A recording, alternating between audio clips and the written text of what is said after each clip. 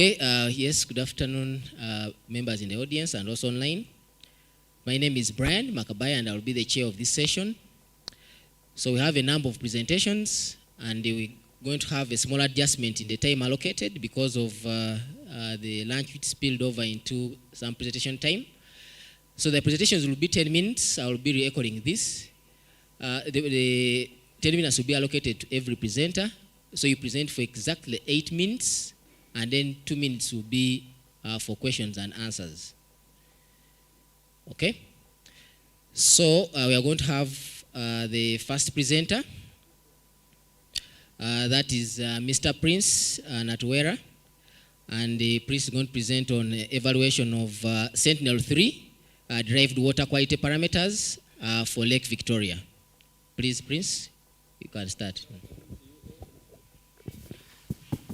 Good afternoon to you all. Welcome from the lunch break. Prince Natwera is my name, and I've been working on a project of evaluation of Sentinel-3 derived water quality parameters for Lake Victoria under the supervision of Associate Professor Anthony Gidudu and Madam Leta Lydia. We all know about Lake Victoria. It is a transboundary supply of water which cuts across Uganda, Kenya, and Tanzania, with Uganda occupying around 45% of Lake Victoria, 6% goes to Kenya, then 49% to Tanzania. So about Lake Victoria, it has a lot of importance that it enables the community around through fishing activities, also providing water for domestic use, commercial purposes, and all that. So traditionally, water quality monitoring has been happening, but it employs local methods which involve going to the field and they collect water samples on the lake. And these methods are usually hectic, cumbersome, and they are too costly in terms of operational costs. And that raises a bit of awareness that can't we have other methods that we can use to be able to retrieve this kind of information? And this is where remote sensing comes in, whereby we can be able to obtain information on the ground without being in direct contact with the phenomena that we are trying to look at. So remote sensing has been carried out. This is not the first study to be carried on Lake Victoria. People have conducted research on Lake Victoria. However, employing other imagery like MODIS. But in this research, we are trying to look at Sentinel-3 specifically, which was launched in 2016. That is satellite Sentinel-3A, then Sentinel-3B, which was launched in 2018. So like I've talked about the relevance attached to lakes in Lake Victoria, having all those advantages, it has been increasingly, there has been an increasing interest in the concern regarding water quality. So with that, there is a need for looking at the water quality of a lake, which is particularly Lake Victoria. That's why in this research, we are trying to look at how Sentinel-3, how good is it in regards to estimation of the parameters that we are going to look at. And when we look at the objectives, the main objective of this study, we are trying to evaluate the Sentinel-3 derived water quality parameters based on the in-situ observations. And specifically, we are trying to look at, we want to evaluate the retrieval algorithms for chlorophyll A. We look at the search depth, then as well as lake surface temperature. Then the justification for this work, we have an institute called NAFIRI, that is National Fisheries Research Institute, which is based in Jinja, that has been responsible for the generation of knowledge and technologies in regards to management and conservation of fisheries. So with this kind of project, they have been responsible for the data collection or regarding the status of the water quality. So this project is going to feed them information on how well Sentinel-3 can perform in regards to retrieval of water quality parameters. So that is the area study, which is Lake Victoria, and that blue track is the path that was taken while collecting the field data.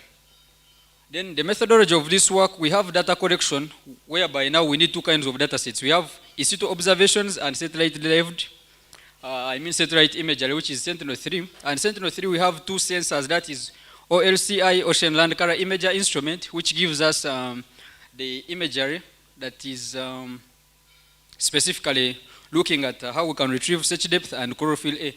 Then we also have an instrument called sea and land surface temperature radiometer that is responsible for lake surface temperature, which has the thermal bands. So now, after the satellite imagery, you know, this is an optical sensor whereby we have a high element of cloud cover, which always affects the remote sensing aspect. And now, after filtering out, we have to look at the cloud cover. Our in-situ observations affected by cloud cover. If not, we go to pre-processing. Pre-processing involves the subsetting of the image to make sure it covers our study area as well as the transformation, because the way we pick coordinates on the ground, the image comes in WGS84. So we have to make sure they are in the same system for comparison. Then after that, we look at the image that is gotten from the sea surface temperature radiometer. We can be able to get, we can extract land surface temperature for the lake, chlorophyll A, and we can also apply KD90 algorithm to the band that contains diffuse coefficients for attenuation. Then, meaning we have search depth, we have lake surface temperature, as well as chlorophyll A, which we are going to look at also in situ observations that were picked. Then that will be subjected under statistical analysis, where we look at various indicators. As we can see, we have root mean square error, we have relative percentage difference bias, and the Pearson correlation coefficient. Now, it is after that two kind of data sets that we are able to validate the data, which will enable us to get our objective, number 1, 2, and 3. So, and the results, we are looking at the chlorophyll A results.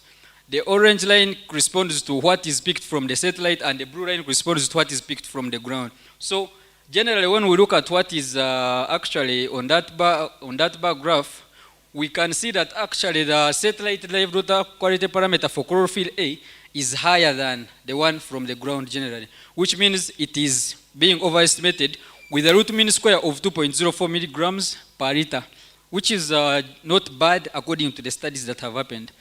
Then we as well have search depth, which we can see from that bar graph that the in situ observations are actually above the satellite derived parameters, giving us an indication in the back of our mind that actually the satellite derived parameters for search depth are below the ones that are picked from the ground, which means that actually it is being underestimated. What is coming from the satellite is below what is from the ground, with a root mean square error of 0.74 meters. Then we also look at lake surface temperature. Generally, or from that bar graph, we can be able to realize that actually in situ observations are a bit higher than what is coming from the satellite. In this regard, we can be able to obtain values of lake surface temperature with a root mean square of 0.69 degrees centigrade, which is good for operational use. However, the correlation coefficient here that we have with that lake surface temperature is 0.61. Then for search depth is 0.71, and then for chlorophyll A it is 0.69. Now, when you look at those values, you look at the actual lake surface temperature is 0.6, which is a bit lower than other parameters. Why?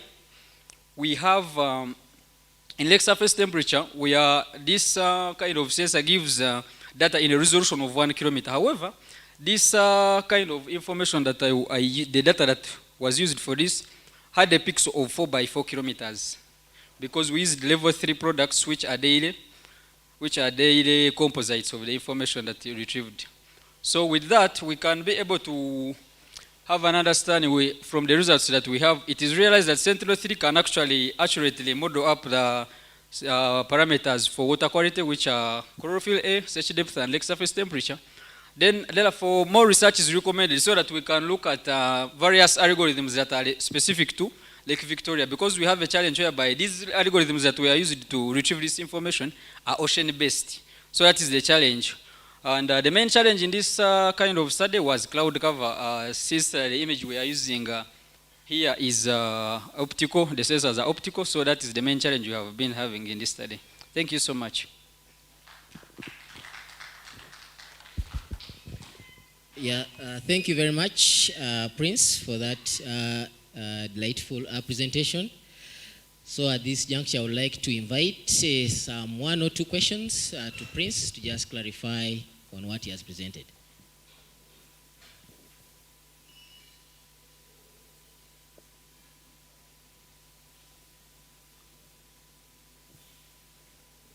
Okay, as the maybe questions come in, Prince, yeah, we observed that there's some deviance between the in situ and the satellite derived. What would you think may it be the possible causes for this deviation from your interaction with this study?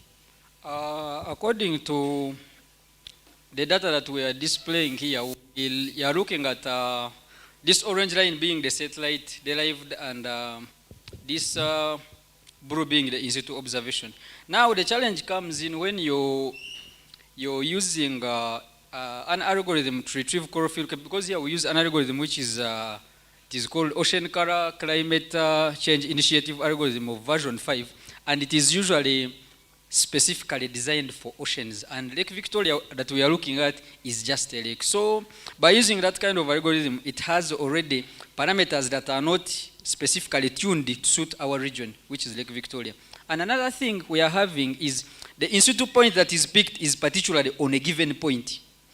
So if I get a value of 2 on a particular point, and here we are looking at a pixel of 300 meters by 300 meters, which is Sentinel-3, the resolution for ocean land color imager instrument, 300 by 300 meters. You see, according to that point you've picked specifically in field, and you're saying the image, the value you're considering for that particular pixel is 300 by 300 meters, automatically it cannot give that same value. Those are the differences that come in there. Okay, from the audience, anyone with a question?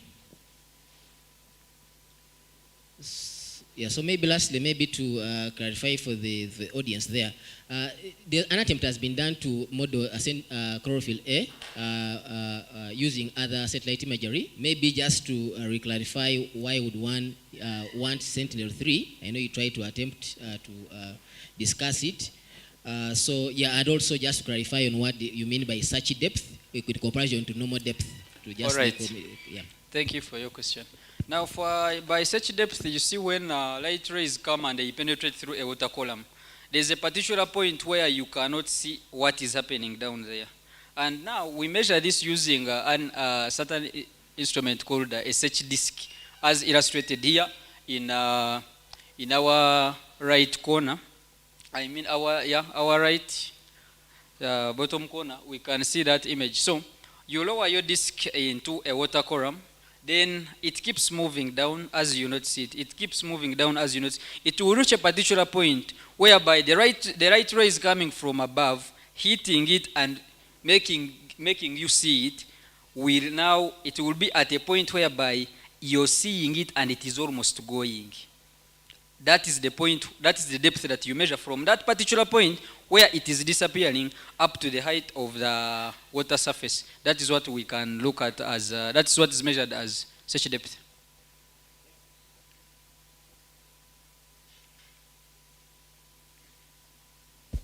All right, thank you very much. I think, Prince, in case of any other questions, they can basically find you there. Thank you for keeping time, and let other members also who are presenting emulate. Thank you, Prince. So at this juncture, let's now have the second presenter. That's Miss Rachel Tracy Kirungi. And Rachel is going to present assessing potential damage on buildings in flood-prone areas, a case study of River Nyamwamba, Kasese District. You're welcome, Rachel.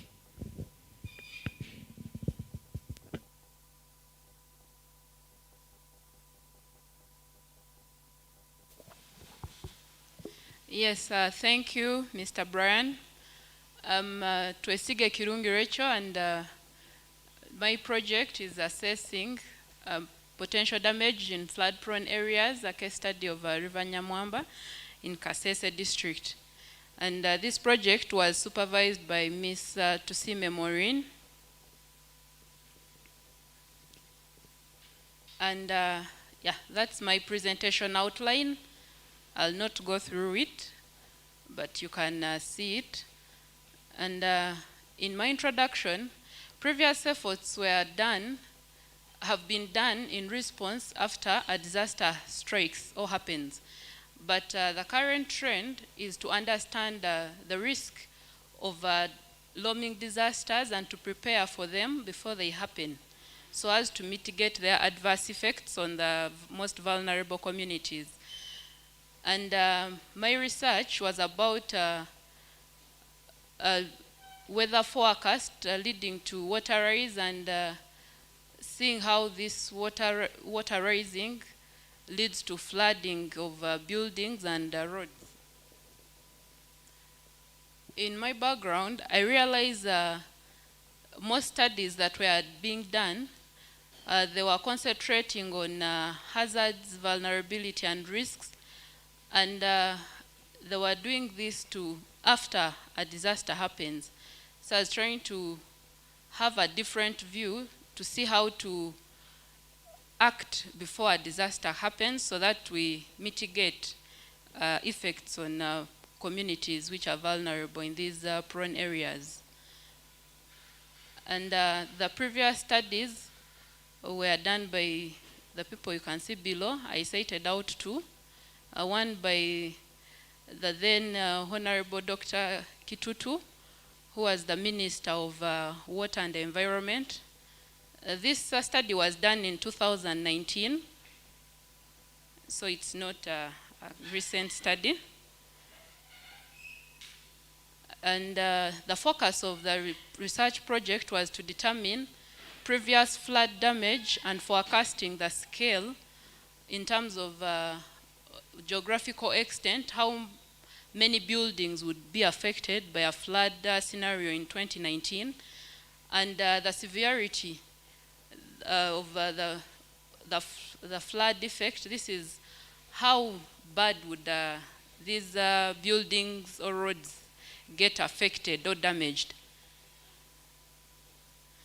And those were my objectives. My main objective was to assess potential damage in the flood-prone areas of the project area which I selected, and then the specific ones as to estimate the water levels from hydrometeorological data, these water levels of rivers, and also meteorological, the rainfall data, and to delineate a floodplain and watershed, then to also estimate the scale and severity of flood damage on the buildings.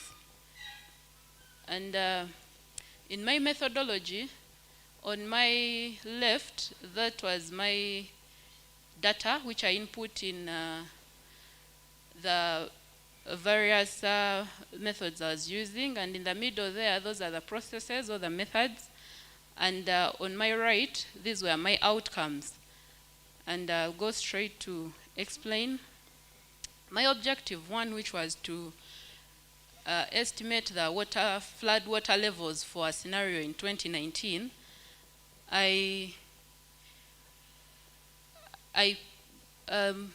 came up with a mathematical formula.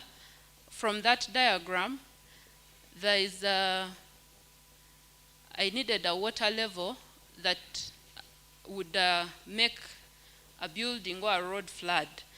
And I got this by using the height of a building above mean sea level, and plus the height of watermark on the building, as you can see in the diagram.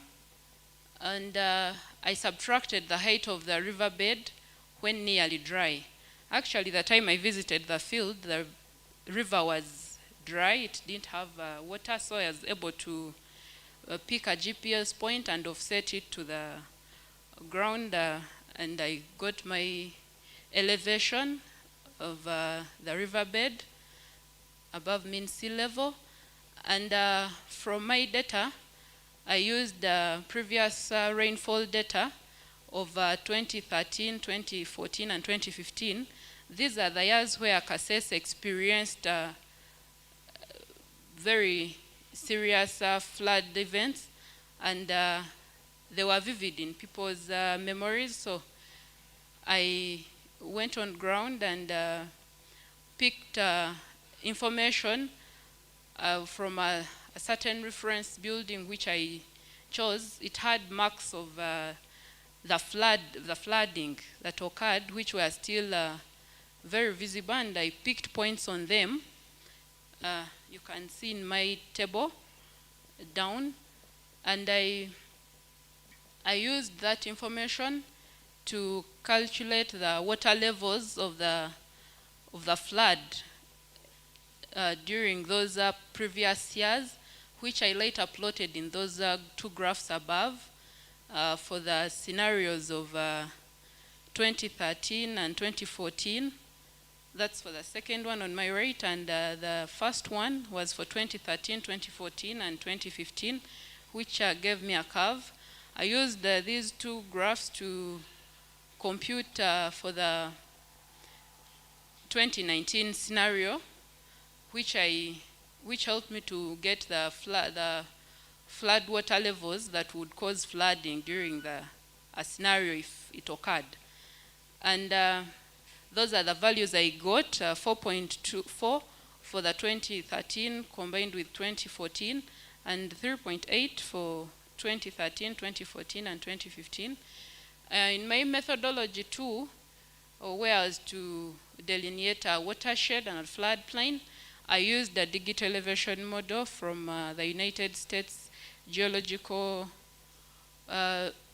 Survey's website, Earth Observations website, and I ran it in Quantum GIS, and it calculated for me the field and created a depressionless dam, which I used in my next methodology to achieve my third objective. In my third objective, I did vertical distance to nearest river point and zonal statistical analysis, which helped me to identify the buildings and roads which would get affected by the 2019 flood scenario. And these were my results. In the map may not be so clear, but yes, the first inset in yellow, it shows the reference building and the reference river point which I used. And in the blue one on my left, it shows the buildings which were to be affected by the 2019 flood scenario. And from my analysis of the results, about 75% of the buildings were to be severely damaged by the 2019 flood occurrence, and those were to be affected by the water level which rose from the river bed to above mean sea level at 0.0 to 3.2. Between that range, those buildings were to be severely damaged, and as you can see, it went on. Those which were to be affected by the water level of 3.2 to 3.6 were 6%, and 8% for those which were to be affected by the water level which rose from 3.6 to 4 meters, and 4 meters to 5 meters, there were 11%. This was from the study that I did of the project area that I had selected. And yeah, in my conclusions, as like I've told you, 75% of the buildings were prone to damage during the 2019 flood event scenario, and damage analysis information which was generated helped to inform organizations, mostly the humanitarian organizations which offer aid, to pass on risk communication to these communities and these people who are falling in those places, so that they can evacuate those who could, and the effect of flood damage on them would be small. And Yeah, in my recommendations, I recommended that better accuracy equipment be used to determine heights. I was a student, by then I did not have enough resources to get those equipment to pick better data. I used a handheld GPS to determine my heights above mean sea level. And two, I found it difficult to determine the heights of the water level above the riverbed because there were no equipment. The equipment which were there by Ministry of Water, they stopped working in the 1990s. So that's why I had to go ahead and come up with a mathematical formula which helped me to calculate the water level above the river, which would cause flooding in the area. Yeah, thank you for listening. Oh, okay, thank you very much, Rachel, for the presentation and work. So at this juncture, I would like to invite one or two questions to Rachel concerning her study.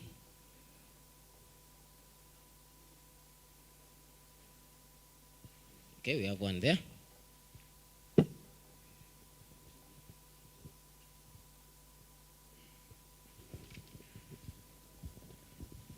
Thank you, Rachel, for the presentation. My question actually, I don't know whether the last remark was to clarify that, because in the presentation you kept referring to heights above mean sea level, yet the instrument that was being used was a GPS, which gets ellipsoidal heights. So that's where I wanted to get the clarification. Yes, thank you, Derek. When I was presenting this work during my course of assessment, they posed a question of why I did not pick heights which would the middle heights. That's why I recommended that for next studies, maybe someone would use instruments which would information. Okay, thank you, Rachel. Any other questions? Do you have any online? Okay, Rachel, do you think if you had considered, or if you considered the type of infrastructure to assess the damage, do you think it significantly affects your study? The type of buildings? I wouldn't say it affects it in a negative way. It actually would make the study better, but like I said, the resources were not enough that I could do such a comprehensive study. Okay, thank you very much. Another round of applause for Rachel. So let's have now our next presenter, that is Mr. Mawanda Tony, and Tony will be presenting on vegetation monitoring for high voltage transmission and distribution line corridors using satellite stereo images, a case study of Jinja District. Tony, please.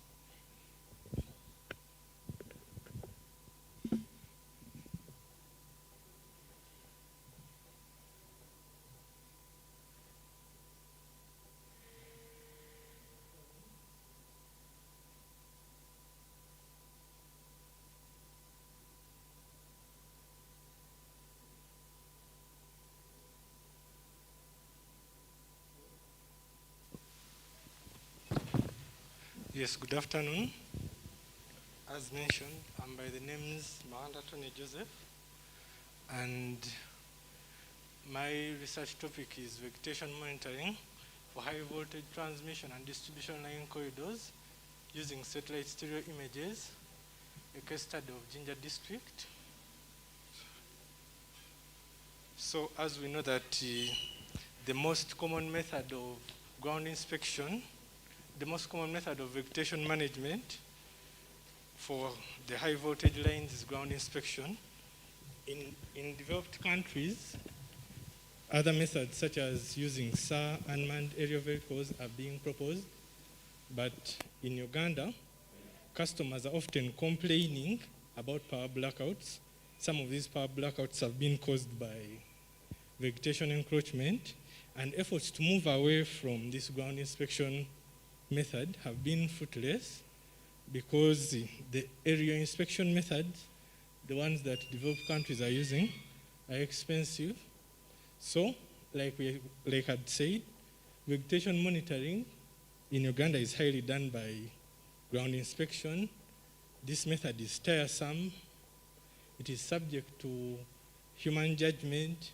It exposes the inspectors to harsh environmental conditions. So I'm suggesting on another alternative of using satellite stereo images to complement the ground inspection. So my study area, as you can see, is Jinja. Jinja district is located in the eastern region of Uganda. The district has, so far as of 2017, it had one transmission line, that is the Jagari-Tororo, the 132 kV. Then it has many distribution lines of different voltages, 33 and 11, as the diagram there shows. So my main objective is to detect potential dangerous vegetation along or near these high voltage lines. The specific objectives would then be to model the spatial relationship between the vegetation and the high voltage lines at the time of image acquisition, then to determine the degree of vegetation encroachment on the high voltage power lines in the study area. So if my research is implemented, or if it is taken up, then UMEMA and UTCL will be able to monitor these high voltage lines at lower costs. You know that satellite images have consistent passes and there is no human judgment involved. Ultimately, cases of power blackout due to vegetation monitoring will be reduced. So in my methodology, I used Landsat 7 data. First and foremost, before that, if I'm to get a stereo image for the whole Jinja district, the district is so big, so such an image would be expensive for me as an individual researcher. So I'm trying to determine a place exactly in Jinja where I'm going to carry out this study. So that is the first part of the methodology, identifying a particular study area in Jinja district. I used Landsat 7. Why not Landsat 8? Yet 8 is the latest. It is because the data, the stereo data that I was able to access was Econos data, and it had been captured in 2011. And by 2011, we know it was Landsat 7 that was in operation. So the data, of course, needed destripping, then the shapefile of Jinja district, then I clip, then I get the raster map of Jinja district, then I use the various false color composites together with the NDVI data set. Then the power line corridors, I got that information from the well-lived corridors. I got that information from transmission and UMEME. Then I'm able to get the vegetated and non-vegetated areas. When I impose the power line corridors on that, I'm able to get the study area. Then part 2, when I get that particular area in Jinja, now I'm trying to monitor, to do the vegetation monitoring in that study area. So in the first part of the methodology, I'm trying to identify the tall trees and other false positives. In the second part, I'm trying to get the digital surface model. Then in the third part down there, I'm trying to determine the degree of vegetation encroachment as we are going to see. So part 1 of the methodology, the first one there is the raster data that has been, the Landsat 7, that has been destripped. Then that one is the true color composite. Then this one is the false color composite 432. The other one is the false color composite 453. Now that is the NDVI data set. And the NDVI data set, I have to give it a threshold so that I have non-vegetation and vegetation. But to get that threshold, I have to look at the first 3 data sets such that all the information they have, the NDVI has represented them. So the black rectangle you're seeing there, that is the one I zeroed down as the particular area in Jinja that I'm going to investigate. Then part 2 of the methodology, now a top had been done, a topographic map of a certain road in my study area. So I managed to acquire the data from the people who did that data. So I had ground control, and the first part 2 of the methodology is the auto rectification. And the first, among the last 2 rows there is a root mean square error of 32.5 centimeters, but that is good enough because that is for the first point there. Because now the data we are using, the Econos is to 1 meter spatial resolution. So by the time I get 32.5, that's good enough. Now, here, this is the chessboard grid. It is an idea of object-based image analysis. I'm trying to make sure that every grid cell has one theme, maybe let's say forest, or that forest, maybe bare land, but of course it is not possible, and we shall see the impact of it not being possible, that every grid cell has one thematic class. Then those are the gray level co-occurrence matrices, the ones that I'm going to use to calculate the homogeneity. Briefly, to explain what exactly I'm doing, we know that trees that are tall have a rough texture. So if they have a rough texture, then their homogeneity will be what? Low, okay? So, of course, there is vegetation with rough canopy. That is the tall trees. But it could also be short vegetation with rough what? Canopy. Those are false positives. But it can also be short vegetation with smooth canopy. But what is making the homogeneity be low is because it is grouped with rough textured elements like roads and so on. Those are false positives. So this is under the spatial modeler of AGRC Imagine, and that is the model of the homogeneity matrices. There is a lot of information to learn there, but to save time, this is the result of running that model, and you can see that the green ones are now the vegetation. If you compare with the past one, you see that the green ones have really what? Reduced. So the green ones consist of tall trees and other false positives. That is the result of image segmentation, calculating the homogeneity and the NDVI classification. Then, after getting that data of tall trees, now in the part 2 of the methodology, I'm trying to generate the digital surface model. So I start by running the tie points. Of course, there is creating the block, then the tie points, then there is interior orientation, exterior orientation, and of course, after you get the digital surface model, it ends with the orthophoto. So that is the digital surface model. This one on this other side is the digital surface model. Now, there are issues. If I just run the digital surface model normally, I will get issues like buildings appearing like hills, and that issue is because the SMARCA algorithm that most softwares are using hasn't given the best pattern percentage. The pattern percentage is still low. That's why the digital elevation model, buildings are appearing as hills. So we have to modify, you can modify the algorithm by coding it in Python. Currently, it is the dynamic programming algorithms that are doing best.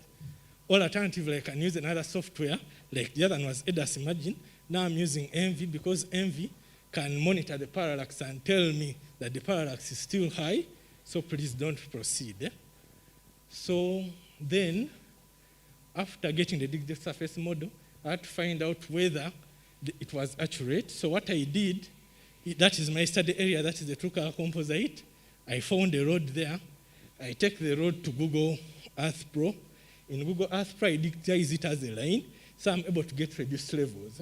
So I have up hills and down hills, and then I can identify those same points in the topo data that I had, so that I'm able to read off height differences in the field and then height differences in the model.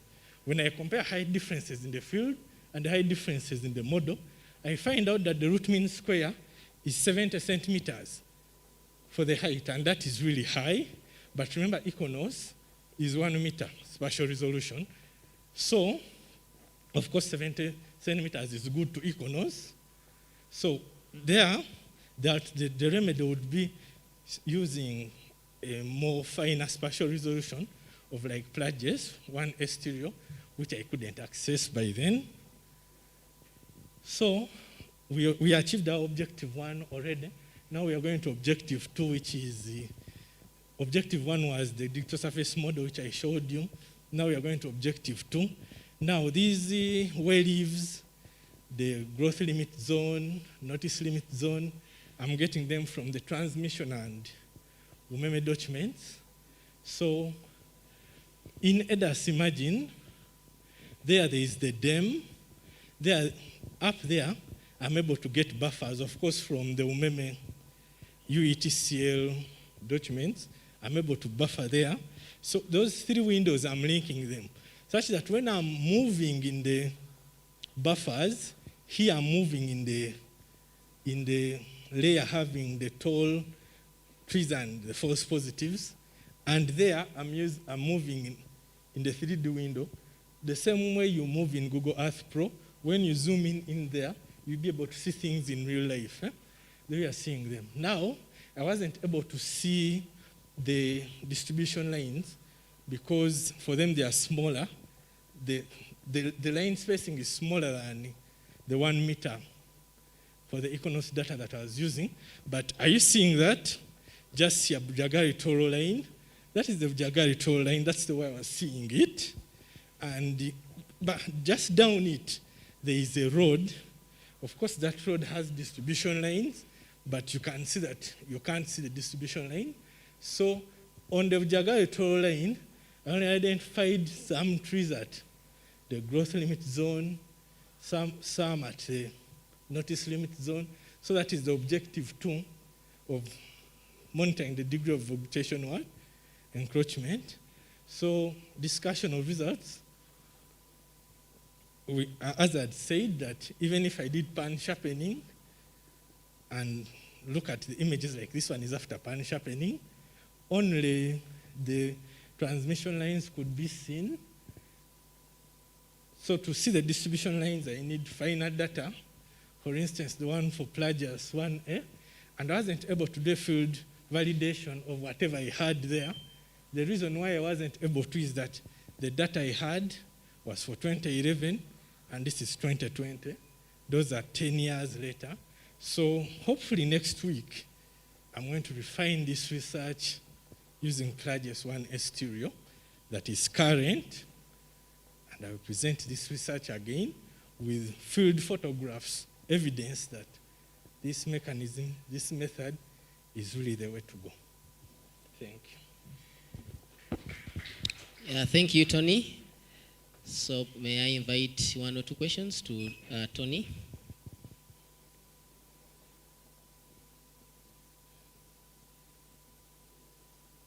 Okay, do we have any online? No, okay, all right. Thank you very much, Tony. Maybe if the questions come up, they will ask you when you're in the audience. So since we are running out of time, let's have the next presenter. This is Ms. Nagawa Michelle, who's going to present on rapid mapping as a response in the context of emergency. So that's flooding in Greater Kampala metropolitan area. Please, Michelle.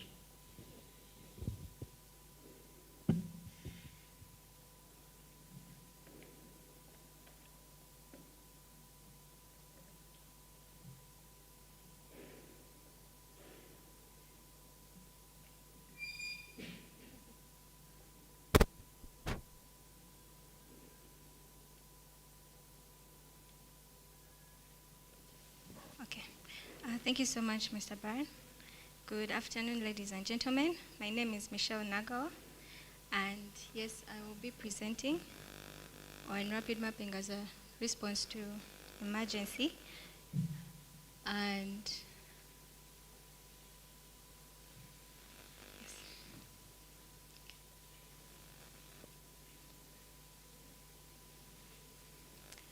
yes. I worked with 2 individuals, Sesanga Charles Dixon and Kabango Charles as well. We are affiliated with the Institute of Surveyors of Uganda, the Young Surveyors Network in Uganda, as well as Chambago University. Next slide, please.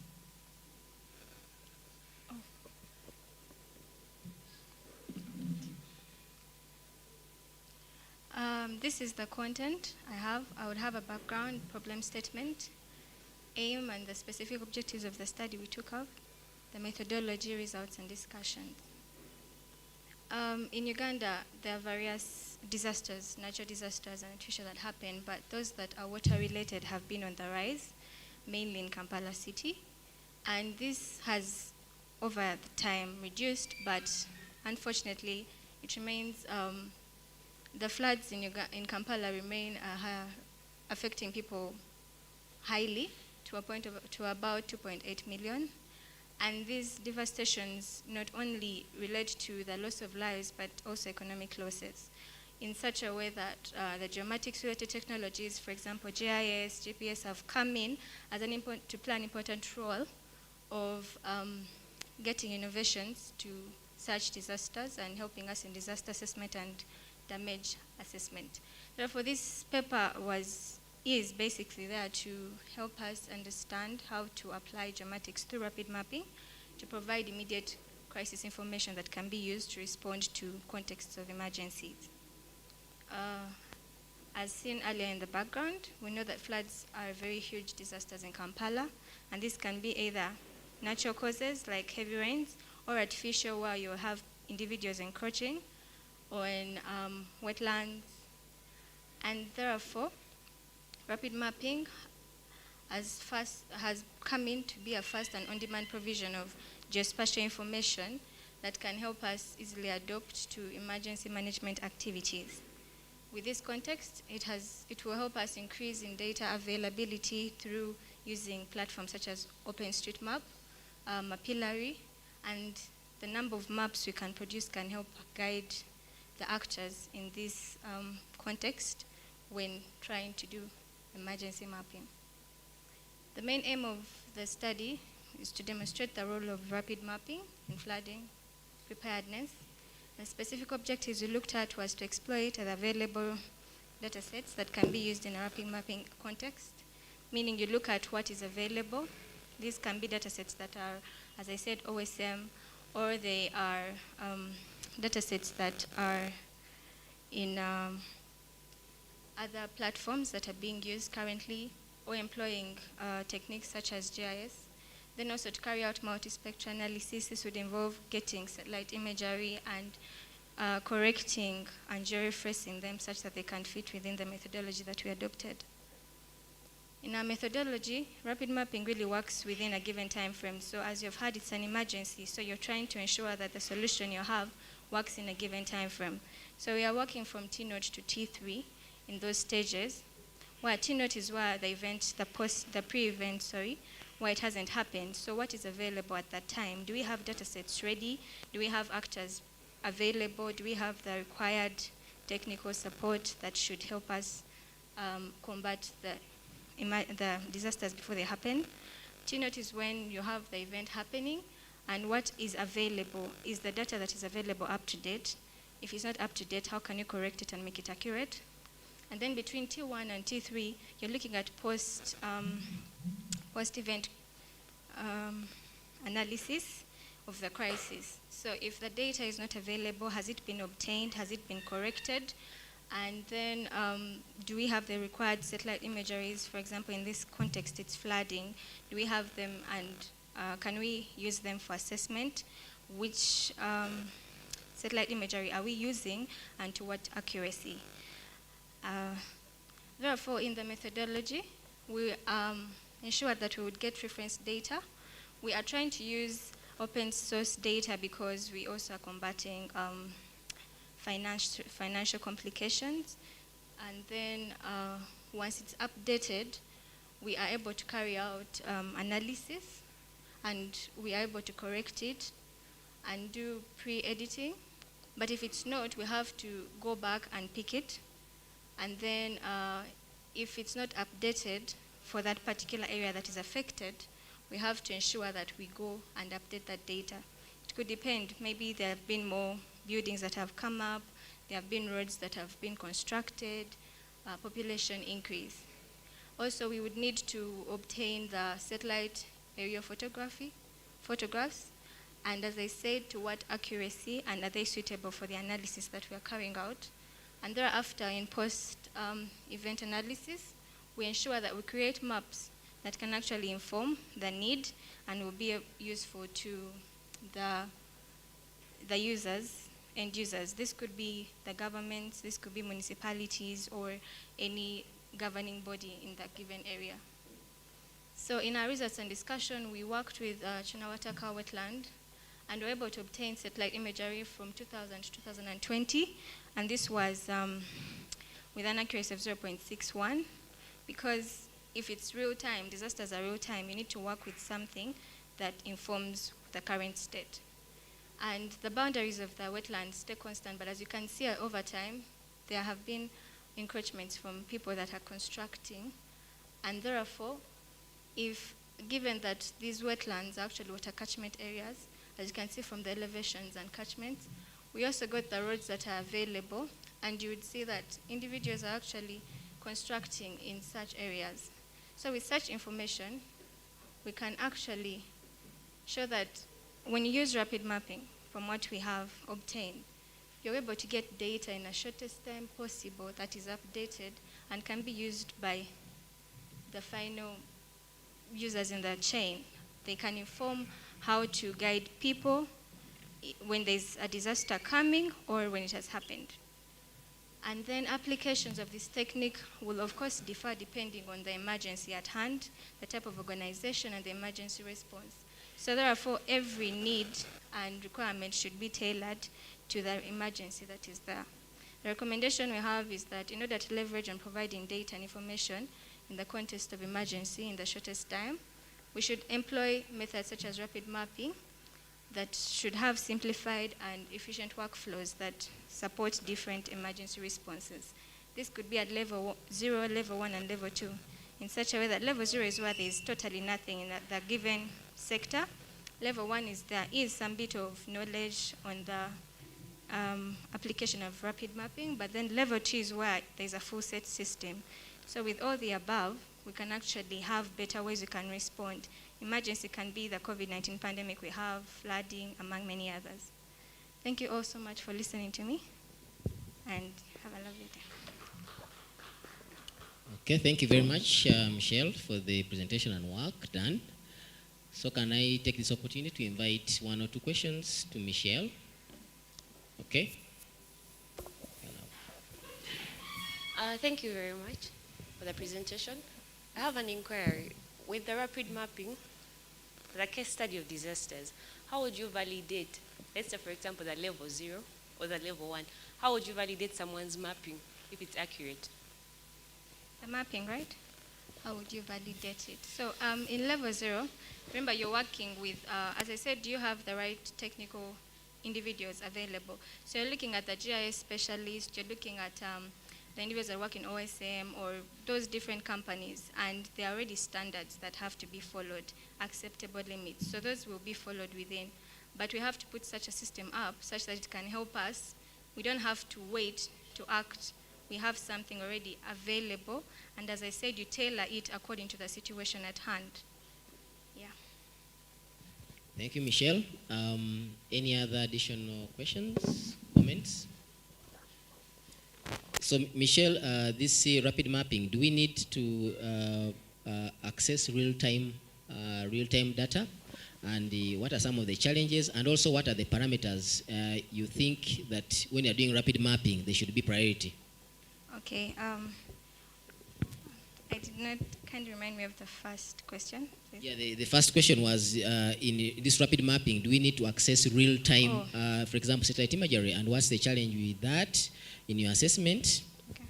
Okay, so yeah, indeed, rapid mapping really works with real-time data, but the real-time data is supported by the reference data sets that are available. Why you could have real-time data is because you want to inform the need from what is actually happening. You do not inform the need from what you believe happened before.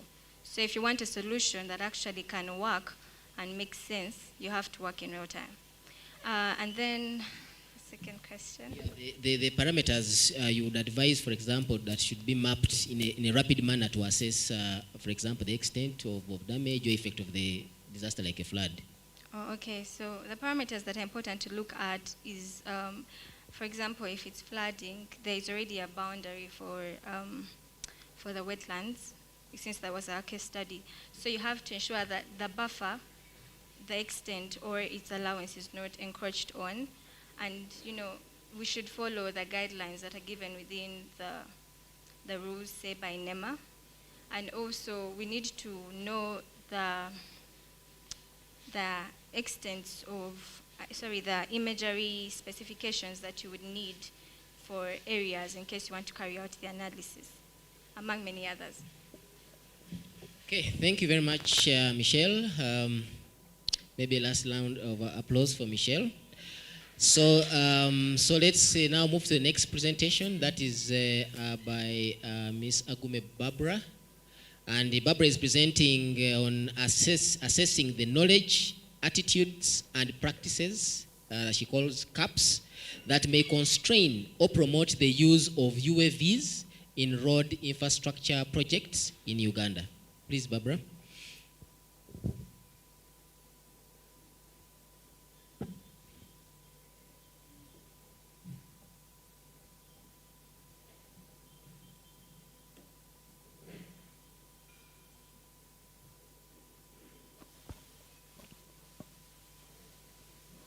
Good afternoon, everyone.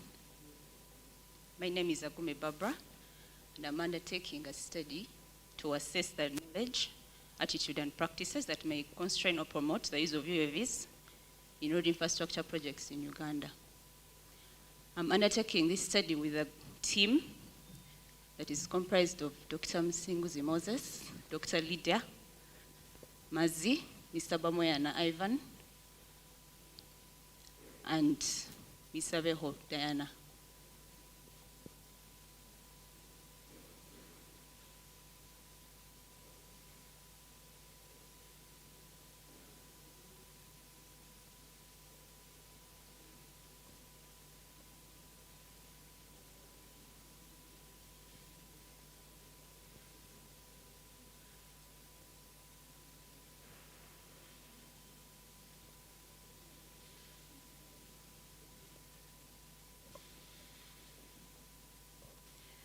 Thank you.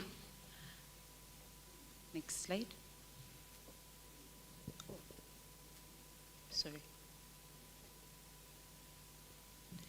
That is my outline for the presentation.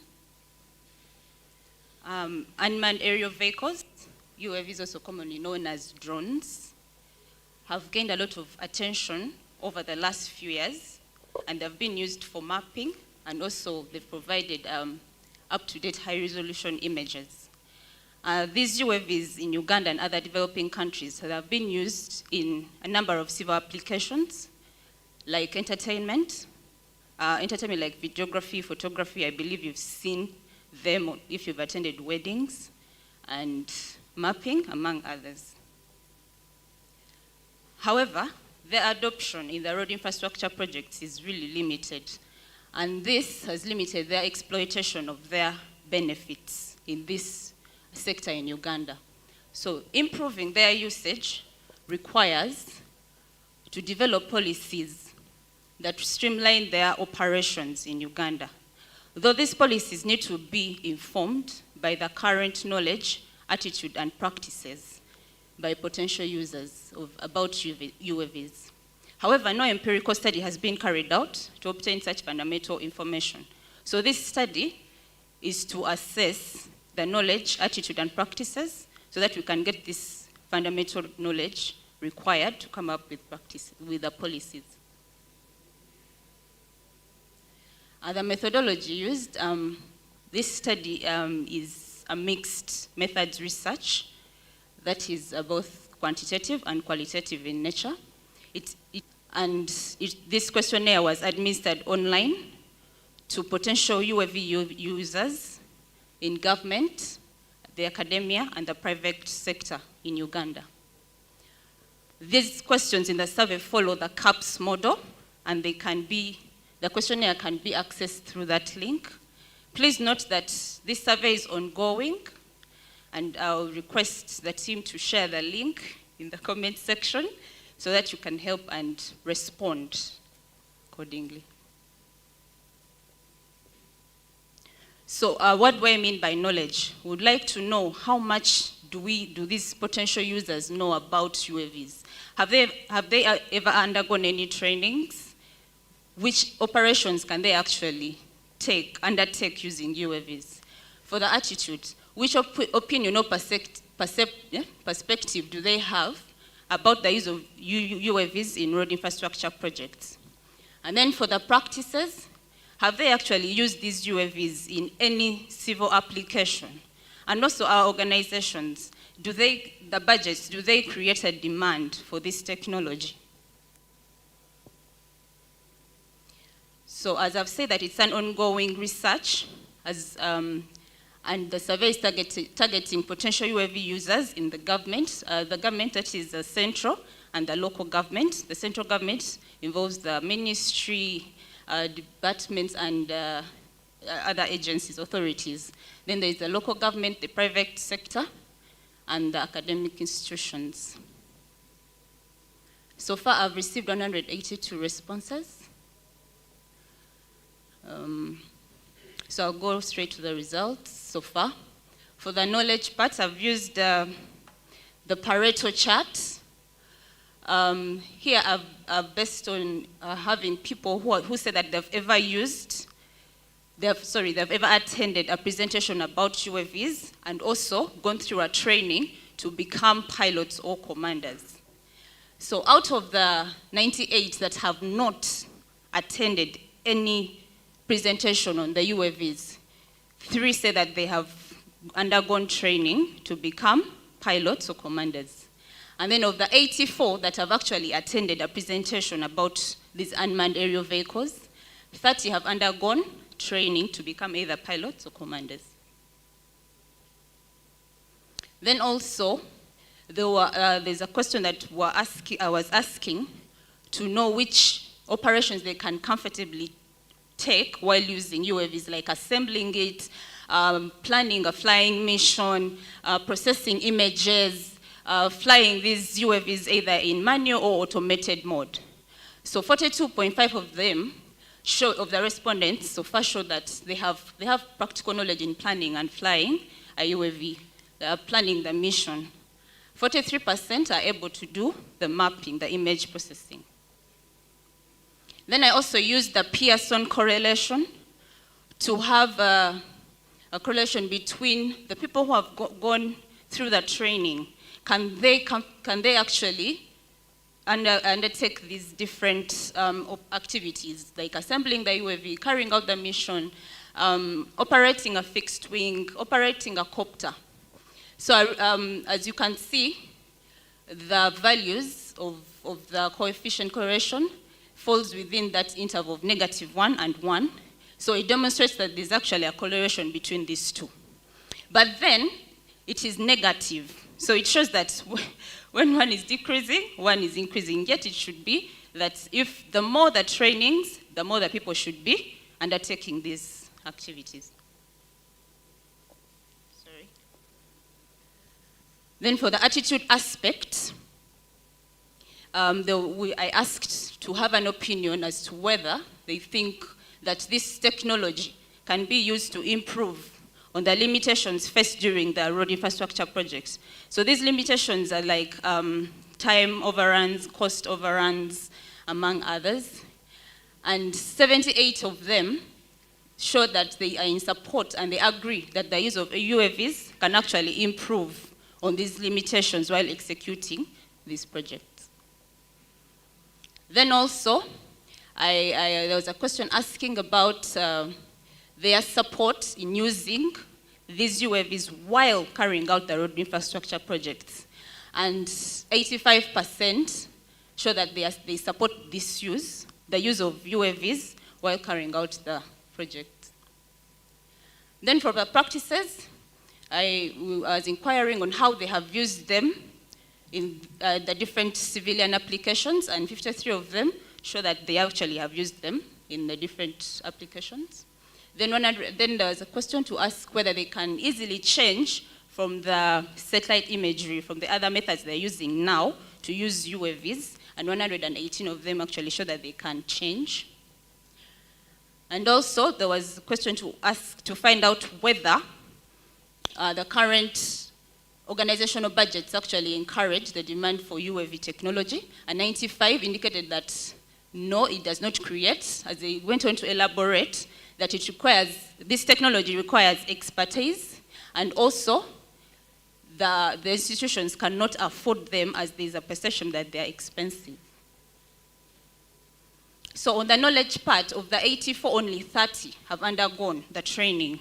And also the correlation coefficient, the Pearson correlation was negative, which showed that there is more training needed so that it goes in the positive direction. For the attitude, with the average percentages, it showed that they have a positive attitude toward the use of UAVs. And for my discussion, the current practices actually show that most of these potential UAV users have used, they have mostly used the UAVs in the entertainment world.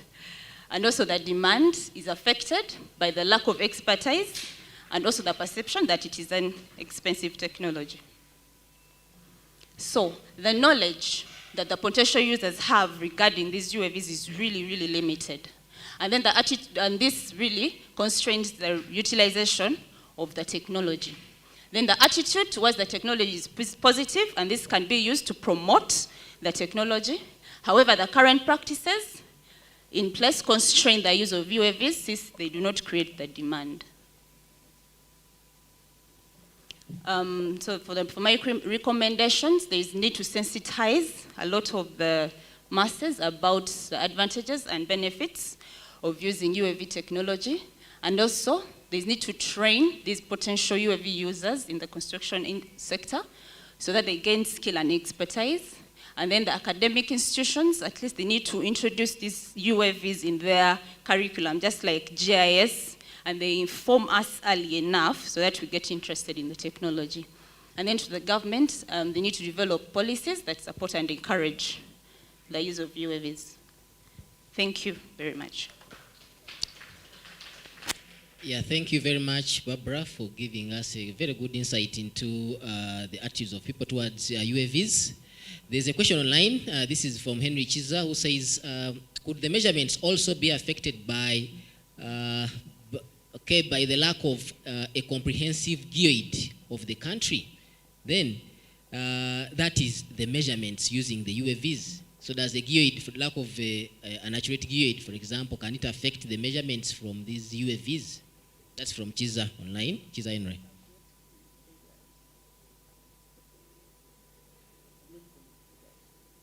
Okay. So he continues, says, could that be the reason why most people are embracing the technology? Okay, that's not clear. Okay, any other question from the audience here? That goes to Barbara.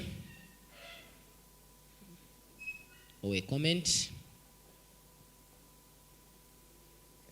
Okay, if there's none, I was just thinking that that negative relation, don't you think maybe some people, after being trained, they can't just access the equipment, mostly for the technical ones, for the mapping, not the ones.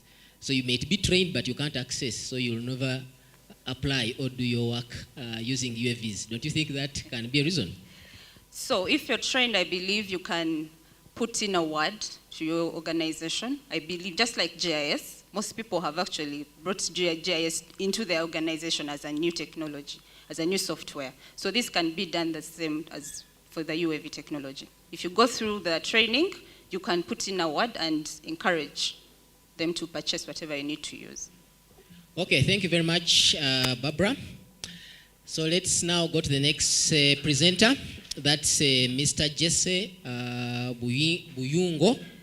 And Jesse is going to present on a comparison of object-based and pixel-based methods for mapping urban land cover in Kampala using high resolution imagery. Please, Jesse.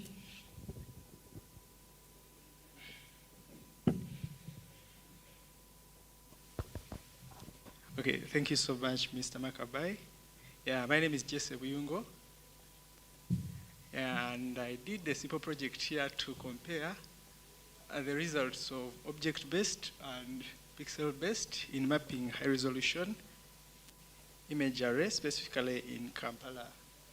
Yeah, so I'll have a background, objectives, the methodology, the results, conclusion, and then who are some of the people who can benefit from this research.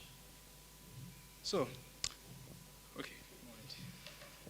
So, of course, from a planning perspective, when you are doing planning, you need to know information about the cover of a particular area. And then I'm very well sure, and you also know, that when they are planning, planners will always want to deal with land cover, and more so in developing cities. Yeah. So, but then the advantage we have is that in this generation, high-resolution imagery is not a problem. Actually, you can even get, up to 50 centimeters of any place you want at any time. So that's the advantage we have. So for my study, I wanted to compare two image classification approaches, pixel-based and then object-based classification, and then to see which one is the best in terms of what? Of classification, but specifically on high-resolution what? Imagery. Because high-resolution imagery is different from what? From coarse or medium. So to give just a simple background, for the pixel-based, if you have an image, it's divided in 2 pixels. If it lands at 8, it's 30 by 30. So if you use a pixel-based approach, each pixel will be classified into a given class, depending on the classification scheme you are using. So for the object-based approach, it's different. You first segment your image into objects. And then after, you train a classifier to classify those segments into objects. And then from that background, you'll have an image classified into what? Objects. So, yeah, the main objective to compare OBIA and then pixel-based. So first, we had to classify high-resolution imagery using OBIA and then pixel-based what? Methods. And then after, we do accuracy assessment, and then you evaluate, you compare the results from the two classifications. So this is a simple methodology. I used playtest imagery. Of course, you pre-process it, and then select a study area. After that, you select training samples for the OBIA side, and then training samples for the pixel side. And then at the same time, you also select the testing samples before you jump into the training. So after you segment your image, and then after segmenting it, I used the support vector machine to do the classification. And then this side of the pixel-based, I used a maximum likelihood classifier to do the classification. And then after, I assessed the accuracy, and then I compared what? Results. So since Kampala is very big, I chose a study area, that area in red. And you know, high-resolution imagery is very big in size. So I was using a resolution of 50 centimeters. So for such an area, it's already big in what? In size. So I just chose to subset my study area. Yeah, so this is my study area. As you can see, we have a number of what? Features. We have the roads, the trees, and the lawn, and then we have a number of features, you know? So for my study, I considered only what? 4 classes: the trees, the lawn, the buildings, the bare ground, and then the roads. So these are the results for pixel-based what? Maximum likelihood classification. So, okay, this projector is not nice. But the challenge with pixel-based methods is that the algorithm will create a classification based on pixels. And then from small remote sensing, we know that the roads, the buildings, and the bare ground are related in terms of what? Reflectance. So you will always have problems of misclassification of those what? 3 classes.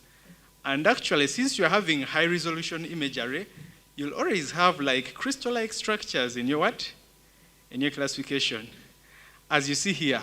So that is the results from what? From the pixel-based classification. And then, so that is the OBIA. For the OBIA, for it looks at what? Objects.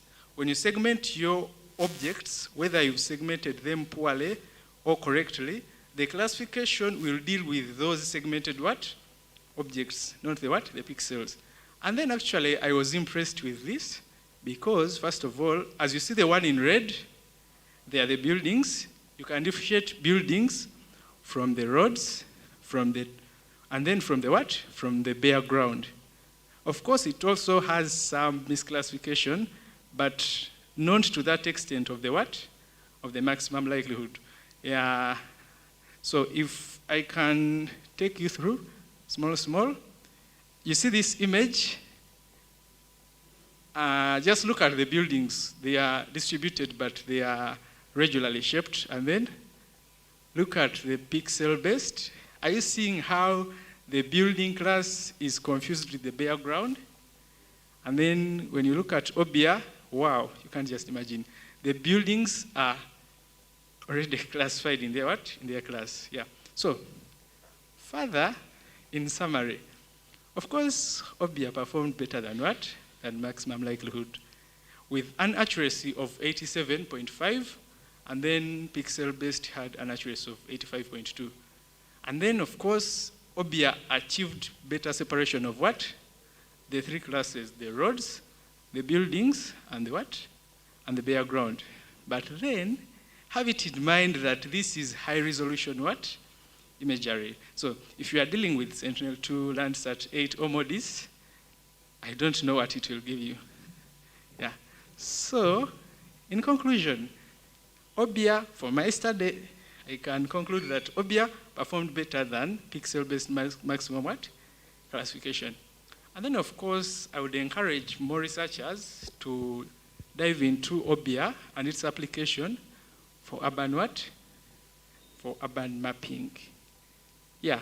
Who can benefit from this research? Of course, a number of people, KCCA, NEMA, and any other researchers in the world.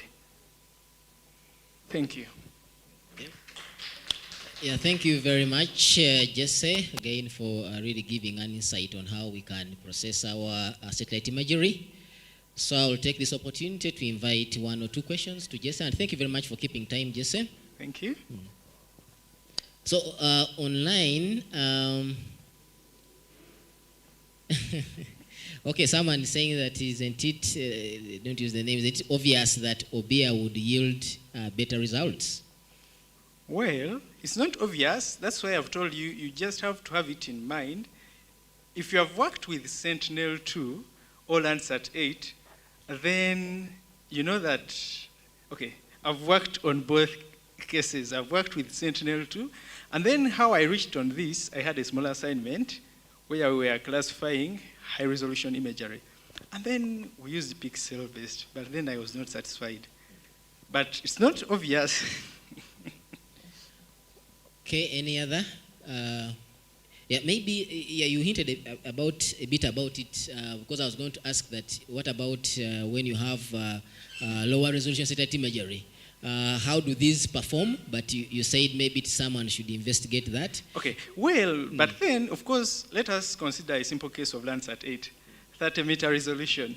So if you want to differentiate between roads and buildings at that resolution, still using OBIA, I will laugh at you because already the spatial resolution is, but you can do that. But again, at that resolution, I would take the maximum likelihood. Okay, do you think these 2 methods will perform differently depending on the predominant land cover or land use. An example, urban area and rural area. I see yours is an urban area here. Do you think it would, the comparison would have been different if you were in a rural area? Well, I think it will not be different because when you go into the rural area, you will concentrate on the classes in the what? In the rural area. Why I concentrated on the urban is because always we need, for planning, we always need information about the what? The urban. And I just want to demonstrate that if you have such a task, you just need to dive into OBIA and then leave the maximum likelihood that side. Okay, thank you very much, Jesse. So, thank you so much. Yeah, so let's have the next presenter. This is Ms. Chintu Khadija. And Ms. Chintu is going to be presenting to us a comparison of the use of UAVs, derived models, and traditional valuation processes in rapid valuation for compensation on road projects. You're welcome, Chintu.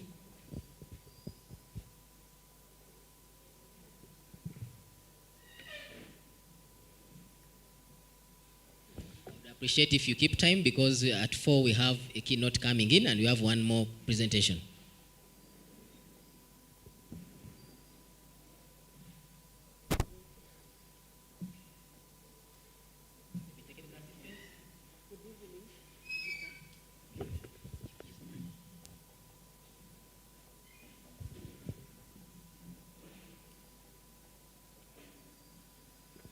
Good evening to you all. My name is Hadija Chintu, and I'm looking at a comparative analysis of the use of UAV, derived models, and traditional valuation process in rapid valuation for compensation on road infrastructure projects. Why am I looking at the road infrastructure? Uganda being a developing country, and then being a landlocked country, we are mostly depending onto the road infrastructure. It's the one we use to, it's the one that connects the different regions in Uganda. It supports most of our flights, most of, like every business we have in Uganda. So it's a crucial factor to the economic growth and the improved living standards of the nation at large. And it explains why the government of Uganda invests a lot into the road infrastructure as we tend to achieve the set vision of 2040. Public infrastructure requires land, like for us to put up the different proposed infrastructure projects, we need land, and land is not readily available. So the law proposes that we do compulsory land acquisition, and for us to be able to do compulsory land acquisition, we need to, the law again suggests that we compensate the owners of the property where we are proposing to put up the projects. So for us to do compensation, compensating the people affected by the projects, we use the traditional process of valuation.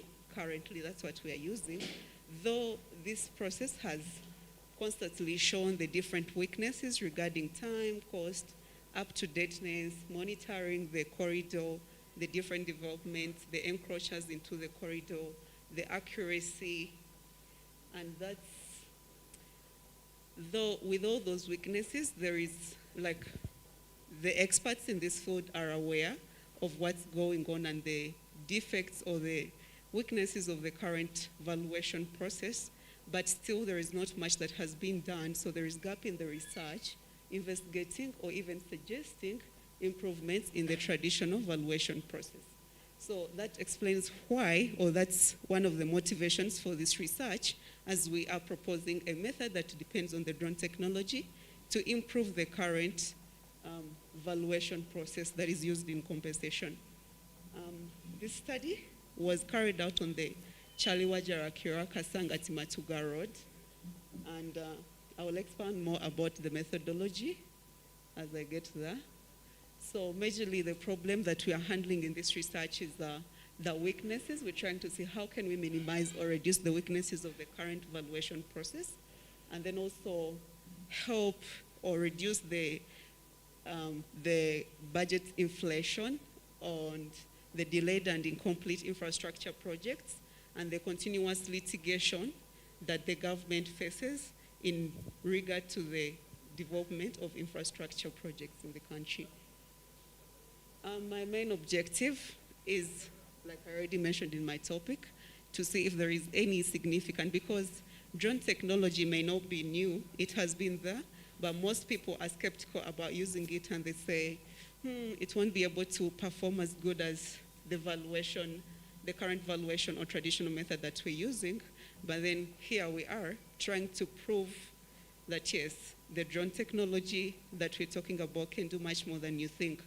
And how can we convince people? We have to do the research. So the main objective is to see if there is a significant difference between the use of UAV-derived models and the traditional valuation process in rapid valuation for compensation on road infrastructure projects. And the specific objectives, we are comparing the observational and measurable details from both the UAV-derived models and the traditional valuation process. And then we would like to also see or analyze how the property values from both methods relate or compare so that we can come to a conclusion. The hypothesis, the null hypothesis, we're saying there is no significant difference between the two methods, and then the alternative is there is a significant difference. In comparing the observable and measurable details from both methods, like I said, the study was carried out in the Kira-Kasanga-Timatuga Road. We went out, the project is ongoing, and the corridor is already established. So the traditional valuation process has been carried out and the results are out there. So we just had to do the part of the use of the UAV to be able to compare with what was on ground as a way to ease the process, or maybe finances or what, I don't know how. Yeah, so we flew the drone over the set corridor of the Chaliwaja-Lakira-Kasanga-Timatuga Road. Of course, the drone, when it's flying, it takes the images. We come back with the images. We process the images using the global mapper and the Pix4D software, get the Oslo mosaics, the 3D models, and the strip maps were got from the digitized cadastre maps. As we all know, they're the updated ones that we're using currently to be able to get the plots of land along the corridor that were affected. And then from there, we had to look at the 3D models that were generated from the UAV images using the global mapper to be able to get the observable details. If you know anything about valuation, it's dependent mostly onto it has an aspect of personal judgment, how you look at the property and attach a value to it. So we did the observation, like what's the state of the property, that's important. So you need those details to be able to attach a value onto the property. So those are the observable details. The measurable details, we use the measuring tool in Global Mapper, where basically you want to get the areas, the heights, and yeah, basically areas and the heights of the building, the land, and count the trees where you can count, or get the areas of the crops and trees in cases of forests and plantations. But it was not enough for us to get the details from the two methods. We had to know what's the importance of each of these details in developing or coming up with a compensation value. So to get the importance of each of the details, we use the questionnaire and use the relative importance index to be able to compare the different details, valuation details.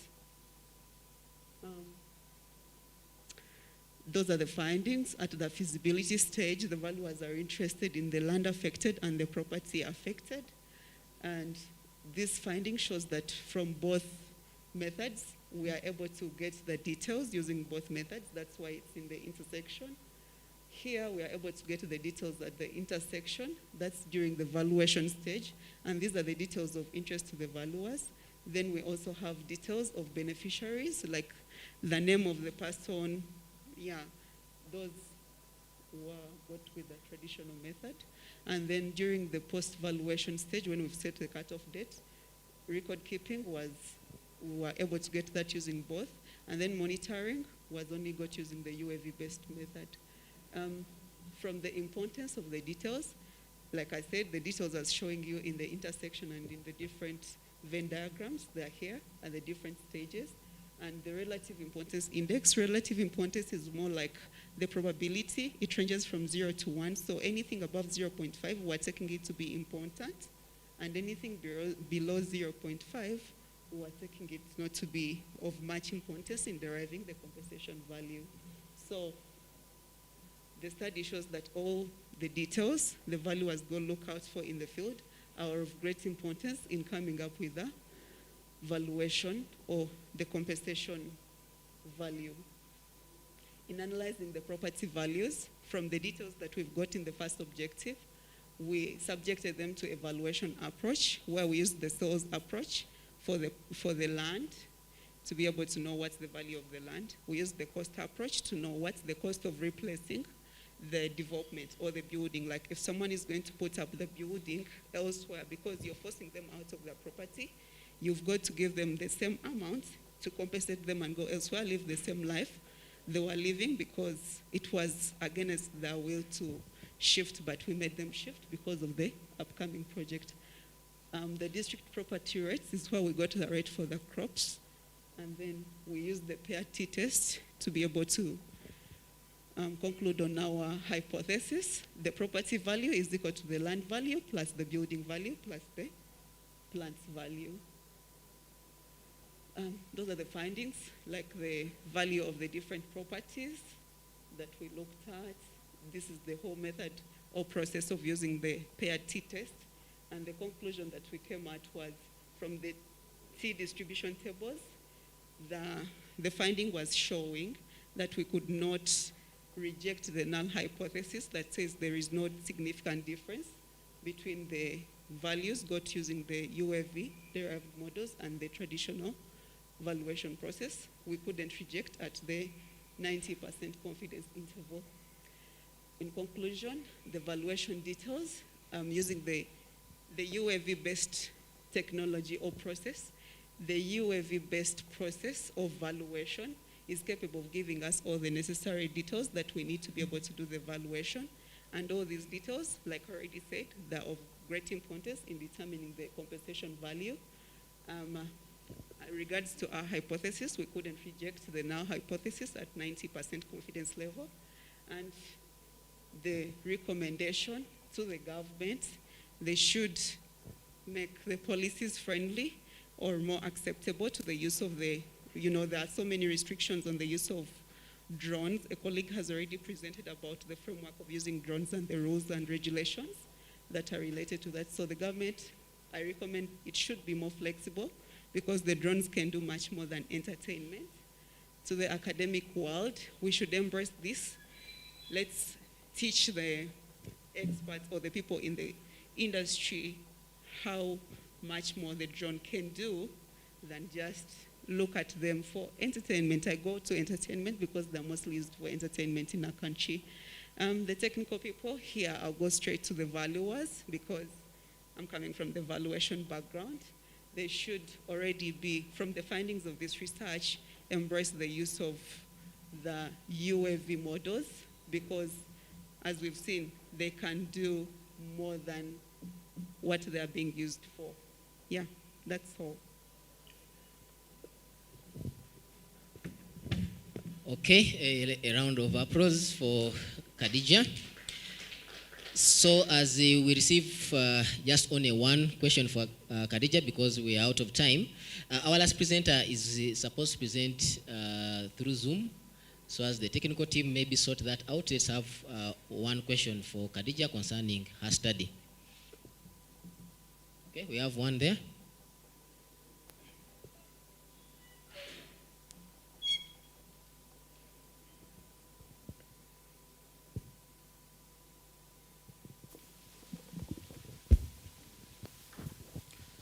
Thank you, Khadija, for the nice presentation.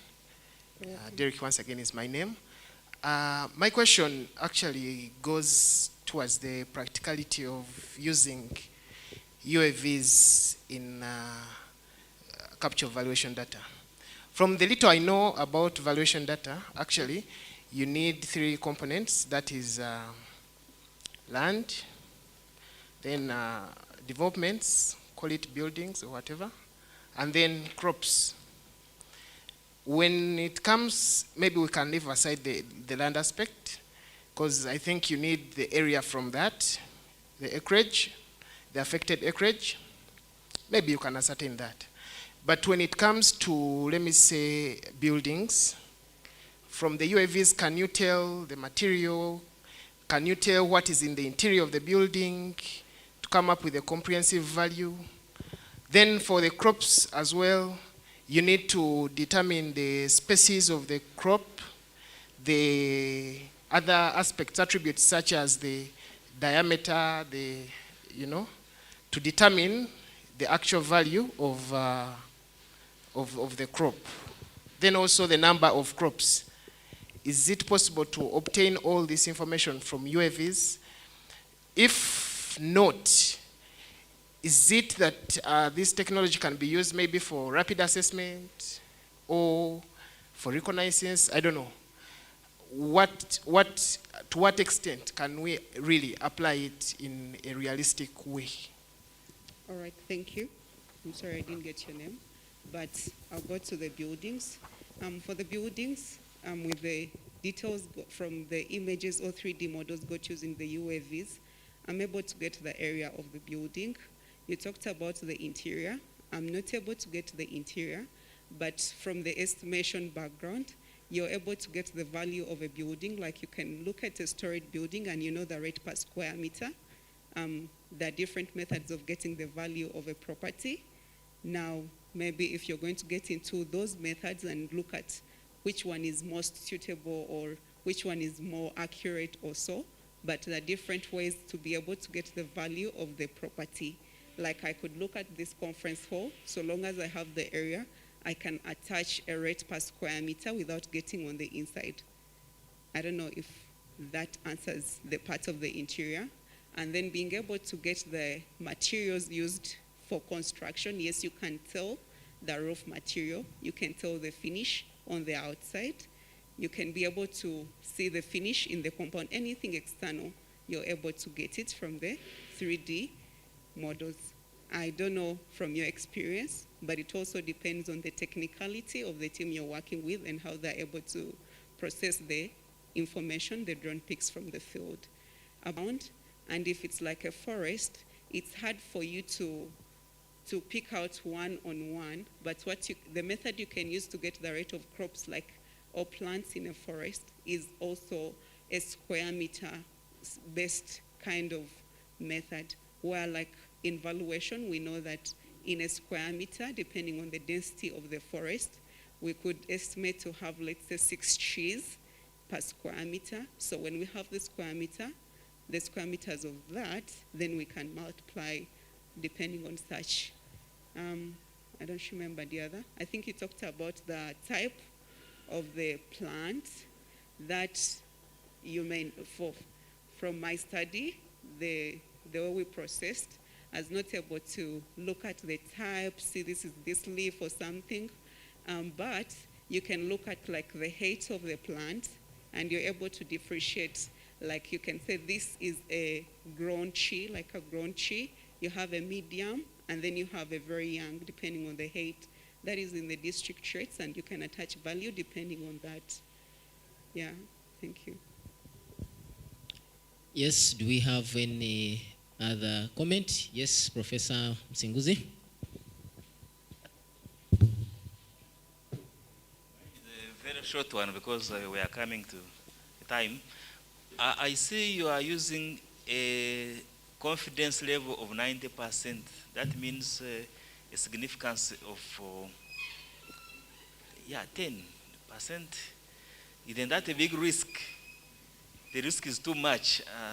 Should we accept that actually you can use these drones? Because we are not also doubting. You can say, okay, we can use drones, but I'm certain up to 90%. And usually, in many studies, we use 95 or maybe 99. What is your comment on that? I think I didn't mention, it's an ongoing study, and from seeing that it was at 90, my intention is 95 because that's what's acceptable in our industry. I am going to get more data. That's what I've been thinking, because I feel like with more data, like more subjects studied, the whatever, the conclusion may change. It may be, okay, like what I'm trying to say is it could be about the sample that I've used for now. Hoping if I increase the sample, I'll get a different conclusion. If I don't, then I'll be able to conclude accordingly. Thank you.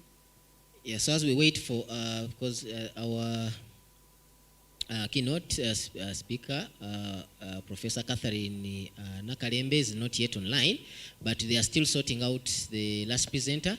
But Khadija, if you compare high resolution real-time satellite imagery cost and the cost of running UAVs, according to your study, which one do you think you'd recommend in evaluation?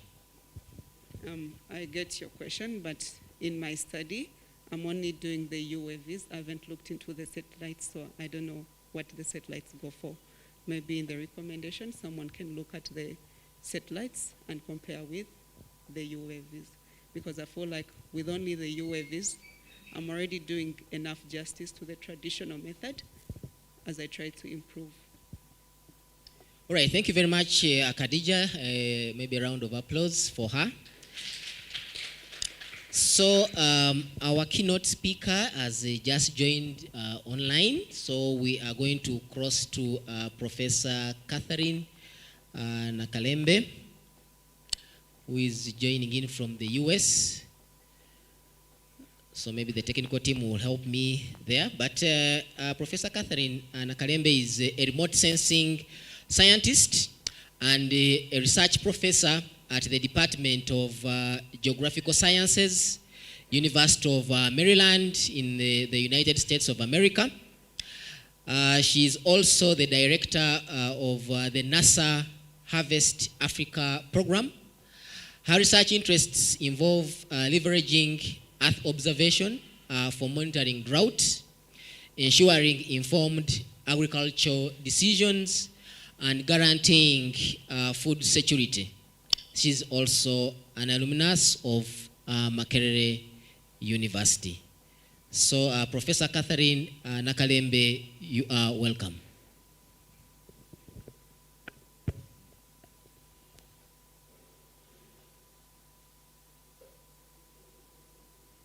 Thanks, and thank you for the, I don't know if you can hear me well.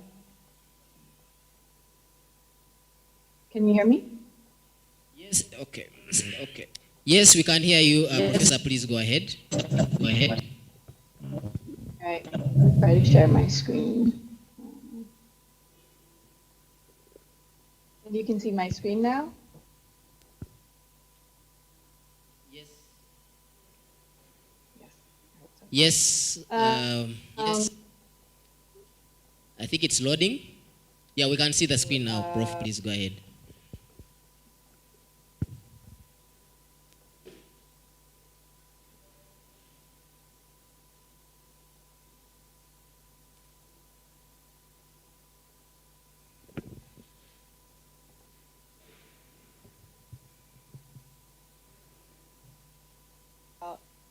The work that I'm doing and how it links with pretty much a lot of the pressing questions for today, most specifically agriculture and food security. My background is in environmental science. I did my undergrad at Makerere, as I've been introduced, and I went on to do my master's in geography and environment engineering at the Johns Hopkins University in Baltimore, Maryland, before I started my PhD in geographical sciences, and I primarily focused on mapping agriculture drought, which led into, in the Karamoja region in northeastern Uganda, which led me to looking more into broader agriculture and food security monitoring using remote sensing and available technologies. And today I will, kind of talk about how we are using satellite Earth observations at the University of Maryland in the Department of Geographical Sciences and primarily under the NASA Harvest. But I've done a little bit of other work including mapping refugee settlements using drones, primarily in Uganda, and I'm also interested in landslide mapping, just broadly the applications of satellite data to different questions, because sometimes the methods apply across. And so basically the foundation, which I know everybody I think who's at this conference understands, is that we have a lot of data, satellite remote sensing data that we can use to analyze pretty much any point on Earth, and we can get insights about what's going on pretty much everywhere in the world. And this, even though we've had many, many years of these data, some of the limitations on accessibility have been, pretty great in terms of people not being able to analyze the data. So when I was doing my undergrad, it was at a time when we, would take a couple of days. I think even now it can take a couple of days to download, a specific kind of data if you want to use it on your local machine. But more recently, in the last 5 or so years, there's been, an increased accessibility to cloud computing. So while I was doing my PhD in our department, we started a computing cluster for us to be able to do more faster analyses of data and work through many more complex problems, as well as study larger areas. But in the last couple of years, more and more people have access to the cloud through systems like the Google Earth Engine, as well as the burst in more interest from the machine learning community to use Earth observations and get insights out of it. In addition to the fact that the cost of accessing a lot of really critical data has become pretty low and free, and to be able to do reasonable good analysis. So with Sentinel-2 and Landsat data, as well as accessibility to pre-process MODIS data, makes it possible for anybody anywhere to be able to do analyses.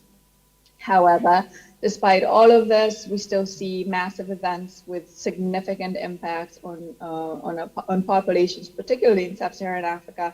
Now more, I guess, in the past year or so, there's been significant drought events and wildfires that have created great concern, even for example in Europe and in the United States. But you find that for a lot of sub-Saharan African countries, these events have been the norm. This is Cyclone Idai from March 2019. And you can see from this image the amount of damage that resulted from flooding. This is a Sentinel-1 image of that cyclone. You can see the size of the area. What would be interesting to show this map actually would be to include infrastructure like buildings, roads and stuff like that were, basically flooded. And so you find, looking at it from the ground, that many people were displaced. An estimated, over 1,200 deaths were reported, and, millions of people were impacted. However, add to this conflict, for example, that was ongoing in Mozambique, and Idai was followed by another cyclone, Kenneth. It's just, an incredible amount of things that communities are facing. What's also interesting or not interesting or kind of difficult to, two things exist in the same situation where those things happen and the communities that are on the front lines are, pretty much hit by surprise. We have sufficient information from satellite technology or data and systems to understand what might happen, what could happen. So this is showing that same time period, looking at the amount of rainfall that was happening in Southern Africa.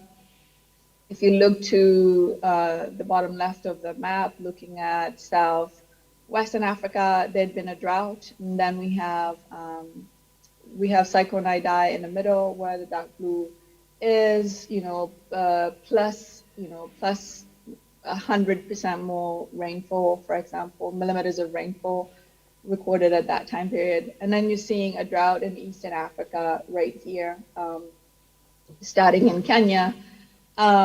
Just looking at what it looked like, it was one of the driest years in between 1981 and 2019. And this information was available and accessible, even to kind of forecast and be able to provide information in a timely way. And so we track this type of stuff within our department, within a program that started under GeoGLAM, which is the Group on Earth Observations Global Agriculture Monitoring Initiative. And surely enough, by the end of the growing season of 2019, we find that crops had failed in parts of Kenya completely. So this is where food security comes in. And just going back in terms of timelines, we're looking at one event after another. We have a drought, a cyclone Idai, then Cyclone Kenneth. We have flooding. We have many people being affected by flooding and landslides in Uganda around June of 2019. This was followed by reported crop failure in Kenya, in Somalia, in Uganda, in Tanzania, and South Sudan. This is all still in 2019. We have heavy rains and flooding afterward, also in Uganda, in South Sudan, Tanzania, and it's kind of sad that it's one event after another. And then going forward into the locusts, and then further, this is all happening before COVID-19. So you can imagine the system is already in distress then the pandemic happened. So I think everybody recognizes that food security is one and all should be one of the most pressing issues facing a lot of sub-Saharan African countries. I don't think you can have happy people when they're hungry. I don't think you can guarantee security when people do not have, cannot feed their families. And these extreme events, one after another, are making, reaching SDG number 2 much, much, much further away. And so recognizing that, and this photograph represents, what a person had, a family, I think it was a family of 6 had on that day for food. It's quite, incredibly challenging. And it can be worse.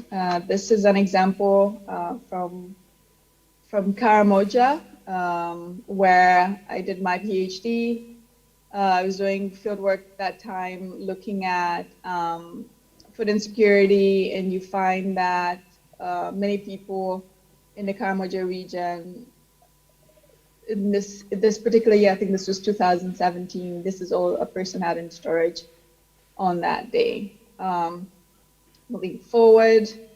So yeah, we're farther away from SDG number 2. It's incredibly difficult, but in terms of technology, data solutions, data-backed solutions, be it improving market supply, accessibility to information, it is possible that we could do things a lot better and can help a lot more people, as well as can make better decisions. And that's where my work comes in. So primarily I work under the NASA Harvest program, where I lead our Africa initiative. This is NASA's contribution to the Group on Earth Observations Global Agriculture Monitoring Initiative, which is under GEO, the Group on Earth Observations.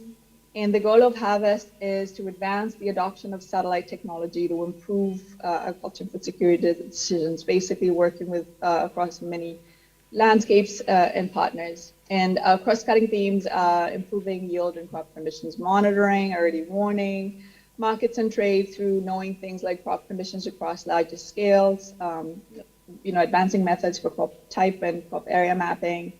And on the right-hand side of this are sort of broader themes, including applications of emerging technologies, machine learning, artificial intelligence, cloud computing, and IoT.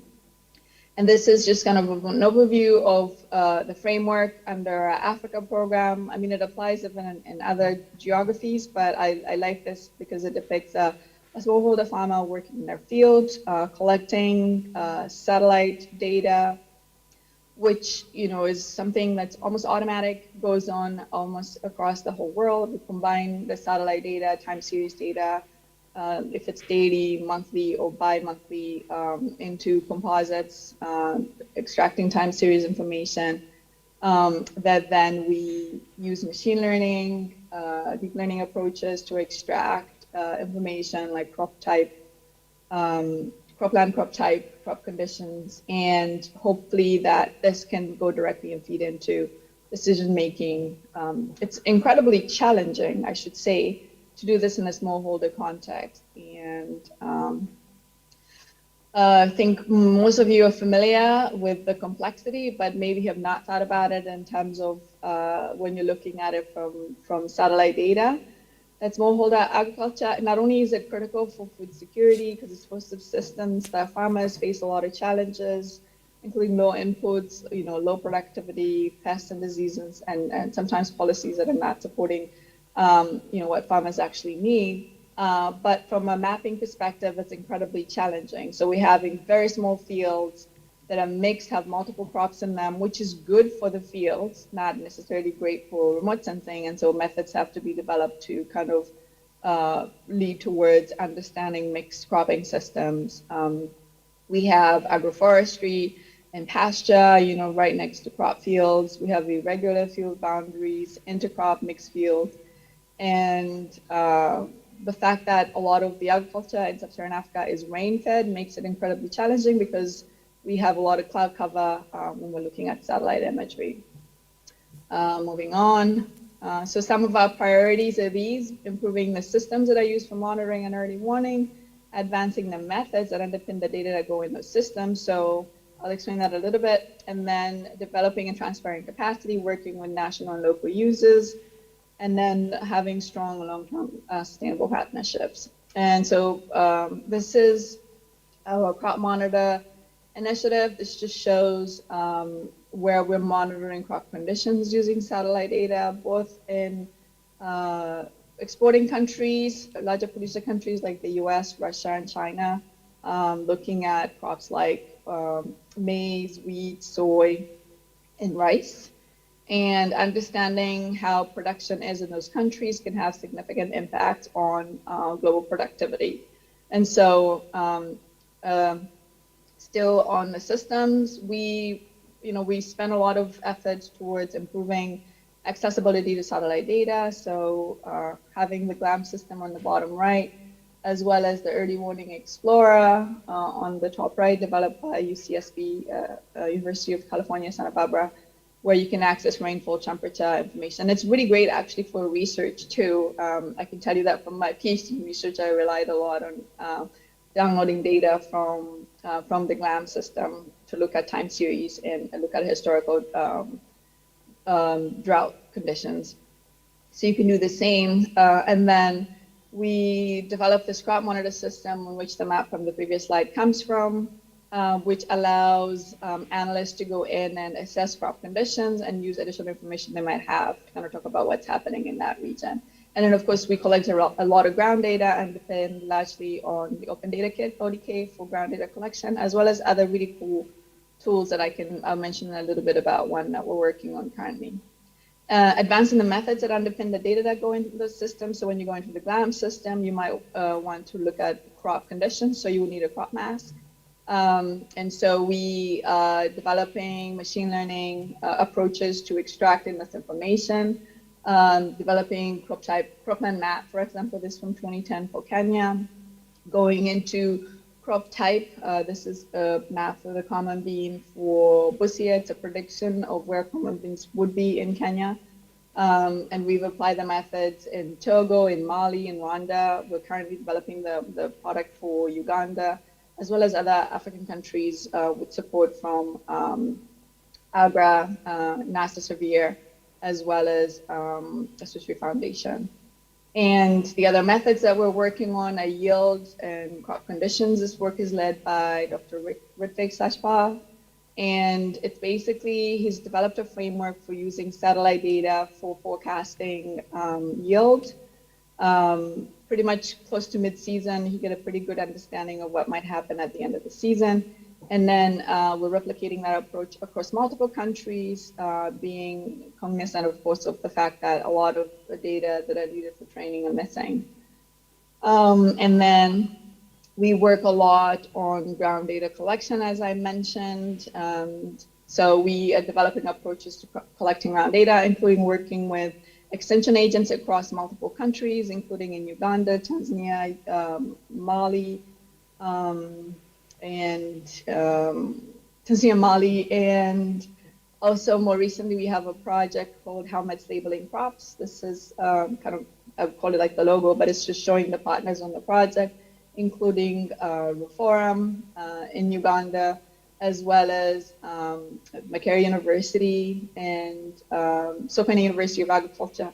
What we're doing in this project is basically we have people driving a car or a motorbike, the helmet, we call the motorbike helmet. They are carrying a GoPro camera and collecting images as they ride. And then we extract, we pre-process the images, straighten them, clear them, clean them, and then run them through a computer vision algorithm to extract or predict what the crops are.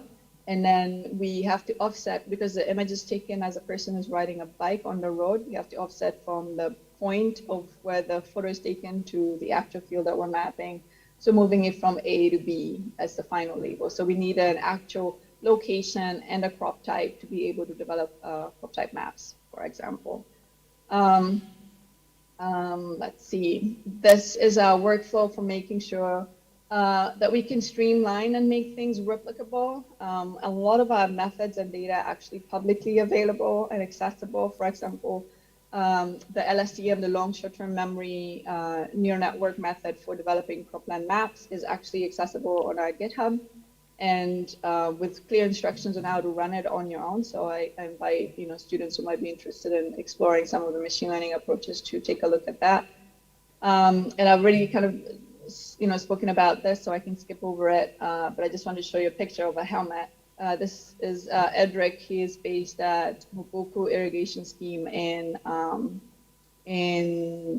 Kasese district in Uganda. And like basically, as you see on the right, as you're driving in the car, images are being taken, and we extract information from those images to create to create a label data points, as you can see here from field work that we did a couple of months ago in Uganda.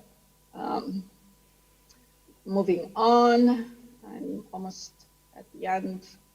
This was just to show kind of like the workflow for that, and this is for crop classification, the long and short-term memory that I spoke about, extracting information using label data, time series data to classify and get your cropland map. Next is going towards crop type mapping. This is a meta learning model, which basically was developed because we have a lot fewer labels for crop type. And so this meta learning was basically works really well in those instances, and we're trying to develop it so we can develop more crop type maps that are important for understanding production for specific maps, monitor conditions for specific crops, as well as forecast yield for specific crop and not generically crops. This is an example of the common bean map that I showed before, as well as coffee in Brazil. Also, this is kind of demonstrating robustness of the methods, because it's the same method applied using training data, global training data sets to extract information about very specific crops in different geographies at the same time. And so we do a lot of capacity development. I've worked with institutions across Eastern Africa primarily, as well as in Mali, training on the crop monitor, on the GLAM systems. We've held a few meetings and training workshops in East Africa. And we also do work with students actually, and I've done, for example, GeoWikis with Makerere and Sokoine University, and as well as we at some point we're trying to establish a working relationship with the Nelson Mandela University in Tanzania as well. Moving on, so we also work with extension agents, as I mentioned. They're primarily collecting a lot of the ground data using ODK. And I wanted to mention that program is a partnership. This is some of the partners that we have, and we love to learn and work and leverage each other's expertise so that we can get the best outcome for the communities we're trying to support. Just a little bit about impact.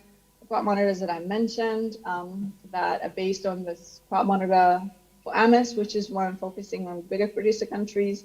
and then one for early warning, looking at countries that are at risk of food insecurity. The process and workflow has been adapted for the crop monitor for Eastern Africa, run by the IGA Climate Predictions and Application Center.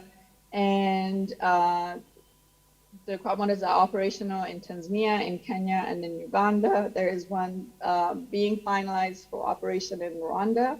And some of the outputs from the crop monitor are being used in Mali, and as well as there's one being developed for Ethiopia. And in terms of impact, this is just coming out of my PhD. I like to show this because it's kind of like a very simple, straightforward analyses using the GLAM system, looking at anomaly, vegetation anomaly at the time. This is from 2015. This was used in a report that was presented to the Office of the Prime Minister, that led to a unanimous decision to send food aid to the Karamoja region. So it's like something, a tool that already existed and anybody could access and find this information, contextualize it with what's available on the ground to provide actionable information. Also using the GLAM system, we developed a disaster risk financing trigger mechanism, basically integrating the time series data accessible through the GLAM system into analyses to determine severity of drought across the region in order to determine when to trigger this financing scheme. By around close to the end of 2019, through the program funded by the World Bank, approximately 300,000 individuals had been supported through it directly. Another example from Togo, basically that long short-term memory model that I presented about previously was used to extract or derive a crop land map for Togo for 2019. This was done in 2020, and this was to feed into this YOLIM program, which is e-wallet, basically same as mobile money, to send mobile money to farmers. What the ministry was trying to determine is where are the majority of our farmers that might be impacted by COVID-19, to determine, to be able to send them support. And if you want to read more about our work, I have some of these links and can be shared, through the conference, as well as additional information. I can also provide that if anybody's interested. And that's all from, more generally about our work for agriculture monitoring. As I mentioned before, I've done a little bit of work on refugee settlement mapping, and most recently started looking into using deep learning to understand the relationship between burned area and refugee settlements, whether there are changes in burned area and how those might in consequence affect the refugee communities as well as the host communities, but generally the broader region that where settlements are located. I will stop there since it's almost at the half hour, and we'll be glad to answer any questions. Thank you. Okay, thank you very much, Prof. Yeah, for that, elaborate, eye-opening into how digital data has been really applied in enhancing and monitoring not only in agriculture, but also the environment in Africa. And also, your work which has contributed to, the Karamoja region in Uganda. So at this moment, I would like to invite maybe some questions or comments to Prof concerning her keynote speech.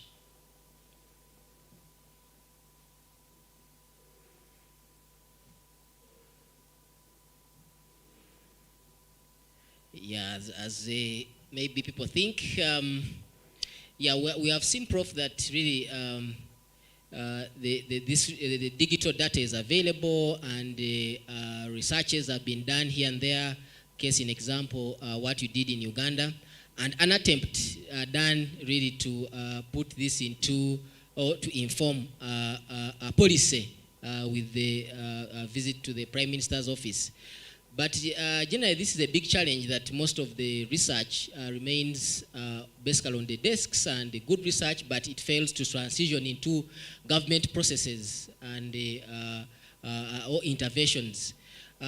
in your view, with the experience you have working in Africa, how do you think that such an issue, how can we convert, how can we approach, how can we convert the research into processes and also policies that inform not only agriculture but also monitoring our environment or in the disaster in countries like in Africa? Thank you, Prof. Great. A really, really important question, and one that I personally am also constantly trying to find solutions to. I think while there's recognizing that, researchers are doing really great work, and it has to be appreciated, particularly people who work, within institutions in Africa, like that their efforts are really important. They understand the problems to the level of detail that it needs to be understood. But I think one of the problems that we have is there's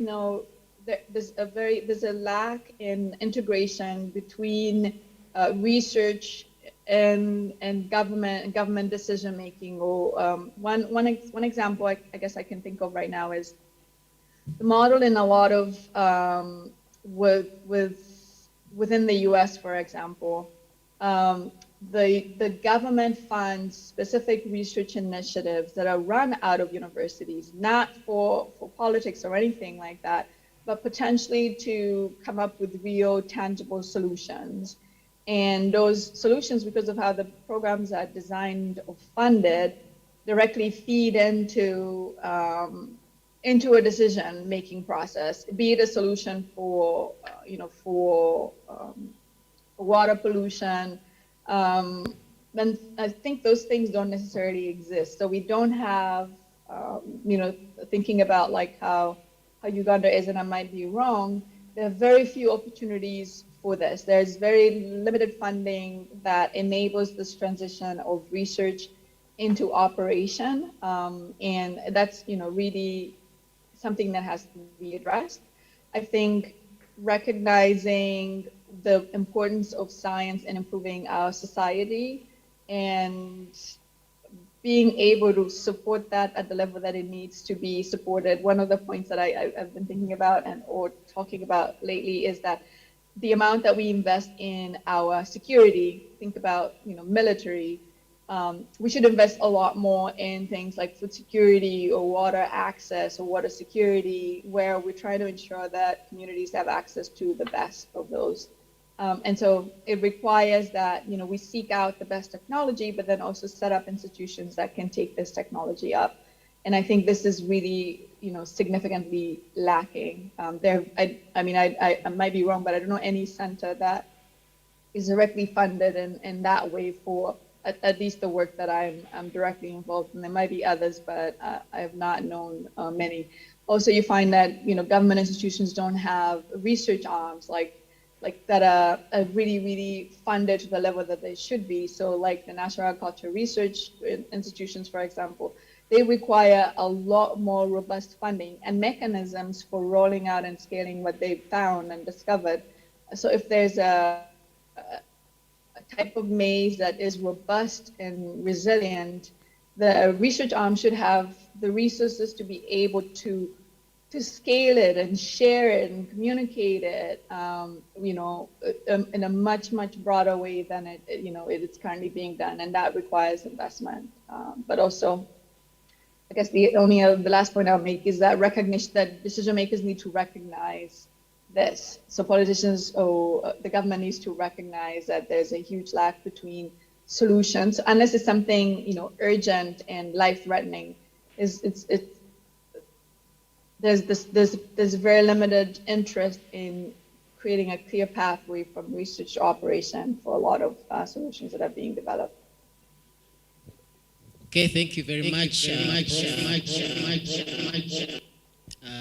Thank you very much, Prof, for really ably presenting and really articulating the issue of digital data in Africa and in agriculture. So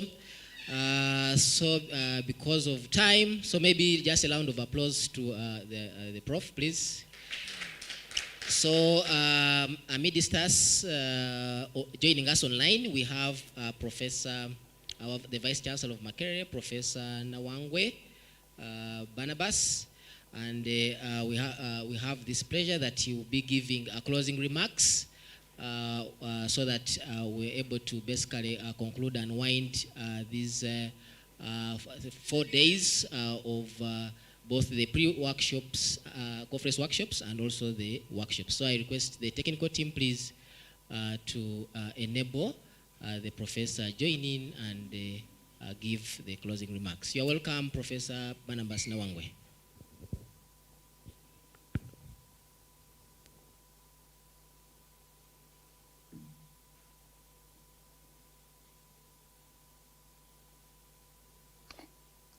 Thank you very much. The leadership of the College of Engineering, Design, Art and Technology, the keynote speakers, the Deputy Director General, Regional Center for Mapping of Resources for Development in Nairobi, all the participants in your various capacities, ladies and gentlemen. I take this opportunity to congratulate the Department of Geomatics and Land Management and the College of Engineering, Design, Art and Technology for successfully hosting the 6th edition of the Advances in Geomatics Research Conference 2021. Coming off the backdrop of the COVID-19 pandemic, this is no mean achievement. In this regard, I would like to pay special tribute to the local organizing committee coordinated by the head of department, Dr. Lydia Kayondo, the Dean of the School of the Built Environment, Professor Moses Msinguzi, and the Principal, Professor Henry Alimeitwe. Activities like this ultimately put the university in a good light, as they are avenues for sharing research, showcasing innovation, and building collaborations. As a university, these are ventures we are proud to promote and encourage. Your efforts feed directly into our strategic plan by which we seek to make Makerere a research-led university. The theme of this year's conference, Geomatics, Resources, Responses, and Resilience in the Context of Emergency. And I am glad to note that the conference provided a platform on which geomatics resources, responses, and resilience were deliberated. Without doubt, the world is facing several emergencies, as has been highlighted in several of the presentations. And our concerted efforts are needed. Universities are being looked more and more to be more relevant to society by finding solutions to the emergencies and challenges that face the world today. I hope that through this conference, you have all appreciated how geospatial technologies and knowledge can contribute towards managing planning for and mitigating against various emergencies. As a university, we treasure all our collaborators and partners whose contribution has been invaluable in the successful hosting of this conference. I would like to acknowledge the generous sponsorship of GIMES and Africa, whose support has facilitated the training of graduate students in Uganda, Rwanda, Kenya, and Ethiopia. I am glad that the students were here to share their research, and I hope that through this project you have built long-lasting relationships for future collaboration. GIMES and Africa sponsorship also supported the training on geospatial web services, an increasingly important topic as we seek to promote the sharing of data and information across various platforms.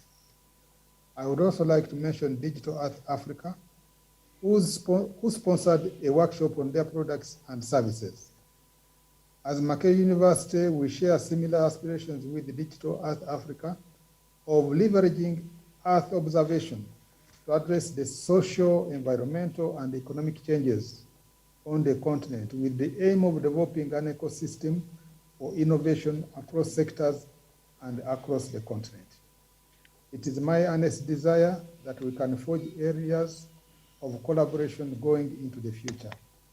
I would also like to acknowledge and thank CEDA for the consistent support to the university at large and this conference series in particular. As has been mentioned, this is the 6th conference series, and CEDA has been mentioned, and CEDA has been on our side supporting us from the first conference and helping us give prominence to research and scholarship in various geomatics disciplines. Without doubt, this conference series will remain one of the flagship legacies of the CEDA Makerere research collaboration. We have several other stakeholders in private practice who supported the conference, and I take this opportunity to appreciate this partnership. At this juncture, I would like to acknowledge Data Grid International, GeoMic, and ESPS for contributing to the success of this conference. As we can all observe, the COVID-19 pandemic has affected us in numerous ways. Most obviously, for long we have not been able to meet physically, and as a matter of fact, this conference was postponed due to that challenge. That said, the pandemic has forced us to explore new spaces. Whereas this has resulted in new challenges, it has also brought new opportunities. I'm glad to learn that the Digital Earth Africa workshop held on Monday hosted over 100 participants across the world. Previously, this would have been very hard to accomplish. The online training workshop managed to attract about 60 participants. I'm also meant to understand that the public dialogue on the Milo land question, which is a very hot question in our country, had over 300 participants. This goes to illustrate that Mackay University is actually addressing the most serious issues that affect our country and region. The other opportunity I would like to recognize in this conference as a result of the new circumstances is the ability to host keynote speakers and presenters from across the globe, something we didn't think of before the pandemic. These are new challenges we are facing, but they are also, as I have already said, giving us new opportunities. My hope is that as a college and university, we shall leverage these opportunities to ensure that our teaching, research, and collaborations result in global impact. I must say at this juncture that geomatics and related disciplines are crucial to addressing the issues that face mankind now, and particularly our region, which is referred to as the Great Lakes region, the issue of climate change. And as very many scholars have pointed out, the Great Lakes region will be the worst affected by climate change. So as a university and our other collaborators, partners, and stakeholders, we have the obligation to find solutions to the effects of climate change. Otherwise, our relevance will be questioned. I would like to acknowledge the keynote speakers who graced this conference. I'm happy to see that Professor Yazidi Bamtaze from KAYES was one of the keynote speakers, and hopefully, as a university, we shall see more cross-disciplinary collaboration across our schools and colleges. I was also proud to know that the department's alumni were keynote speakers at this conference. World over, universities leverage their alumni to support them. Tapping on this important resource can only be a bonus to the department. Dr. Sami Eria from ESRI in the USA and Professor Anthony Jumba from the University of Northern British Columbia in Canada, your participation in the conference was highly appreciated. I am proud of the fact that your humble beginnings here have resulted in global influence wherever you are. But I must also say, they may have been humble beginnings, but you got a degree from one of the best universities in the world. So I'm not surprised that you are making all this progress. I am proud of the fact that your humble beginnings here have resulted in this global influence, and we hope that you continue flying the Makerere flag high. I would also want to appreciate Professor Catherine Nakarinde, who has just been addressing us from the University of Maryland in the USA, whose reputation has preceded her given the excellent work she has done leveraging Earth observation to address various challenges. And I'm happy to learn that you're actually doing some work here in Uganda, and the work that you have shown. Makerere University has actually just signed an MOU with the Padova University in Italy, which is considered the second oldest university in the world. And we have jointly agreed to conduct research on Mount Moroto. And we are applying to UNESCO to declare Mount Moroto a World Heritage Site. And so our colleagues in the Geomatics and Professor Yazidi and others, we will be calling on you very soon to join this team from Padova University and the UNDP to conduct this research and also to conclude our application to UNESCO.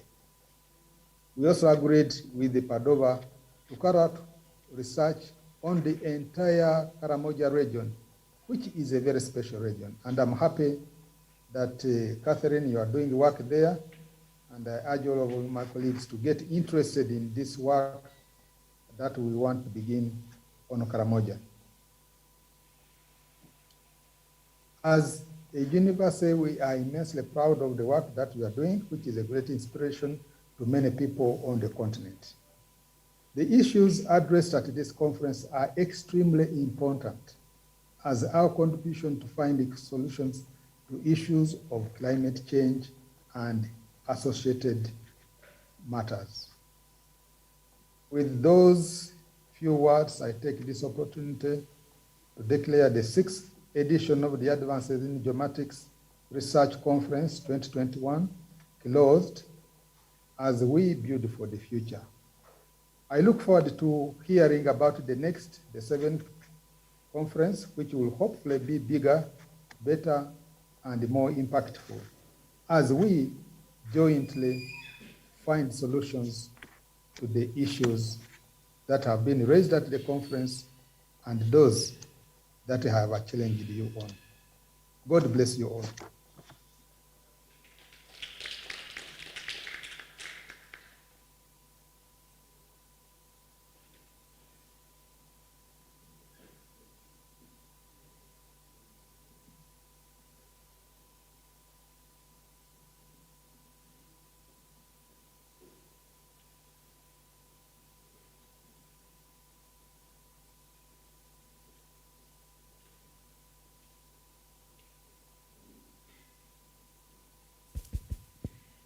Yeah, I think that basically that is it. That's why I was quiet. They have closed the workshop and I can't speak after the VC. So please, we are free to go. Thank you very much for please coming and making this an interesting engagement. Have a nice evening.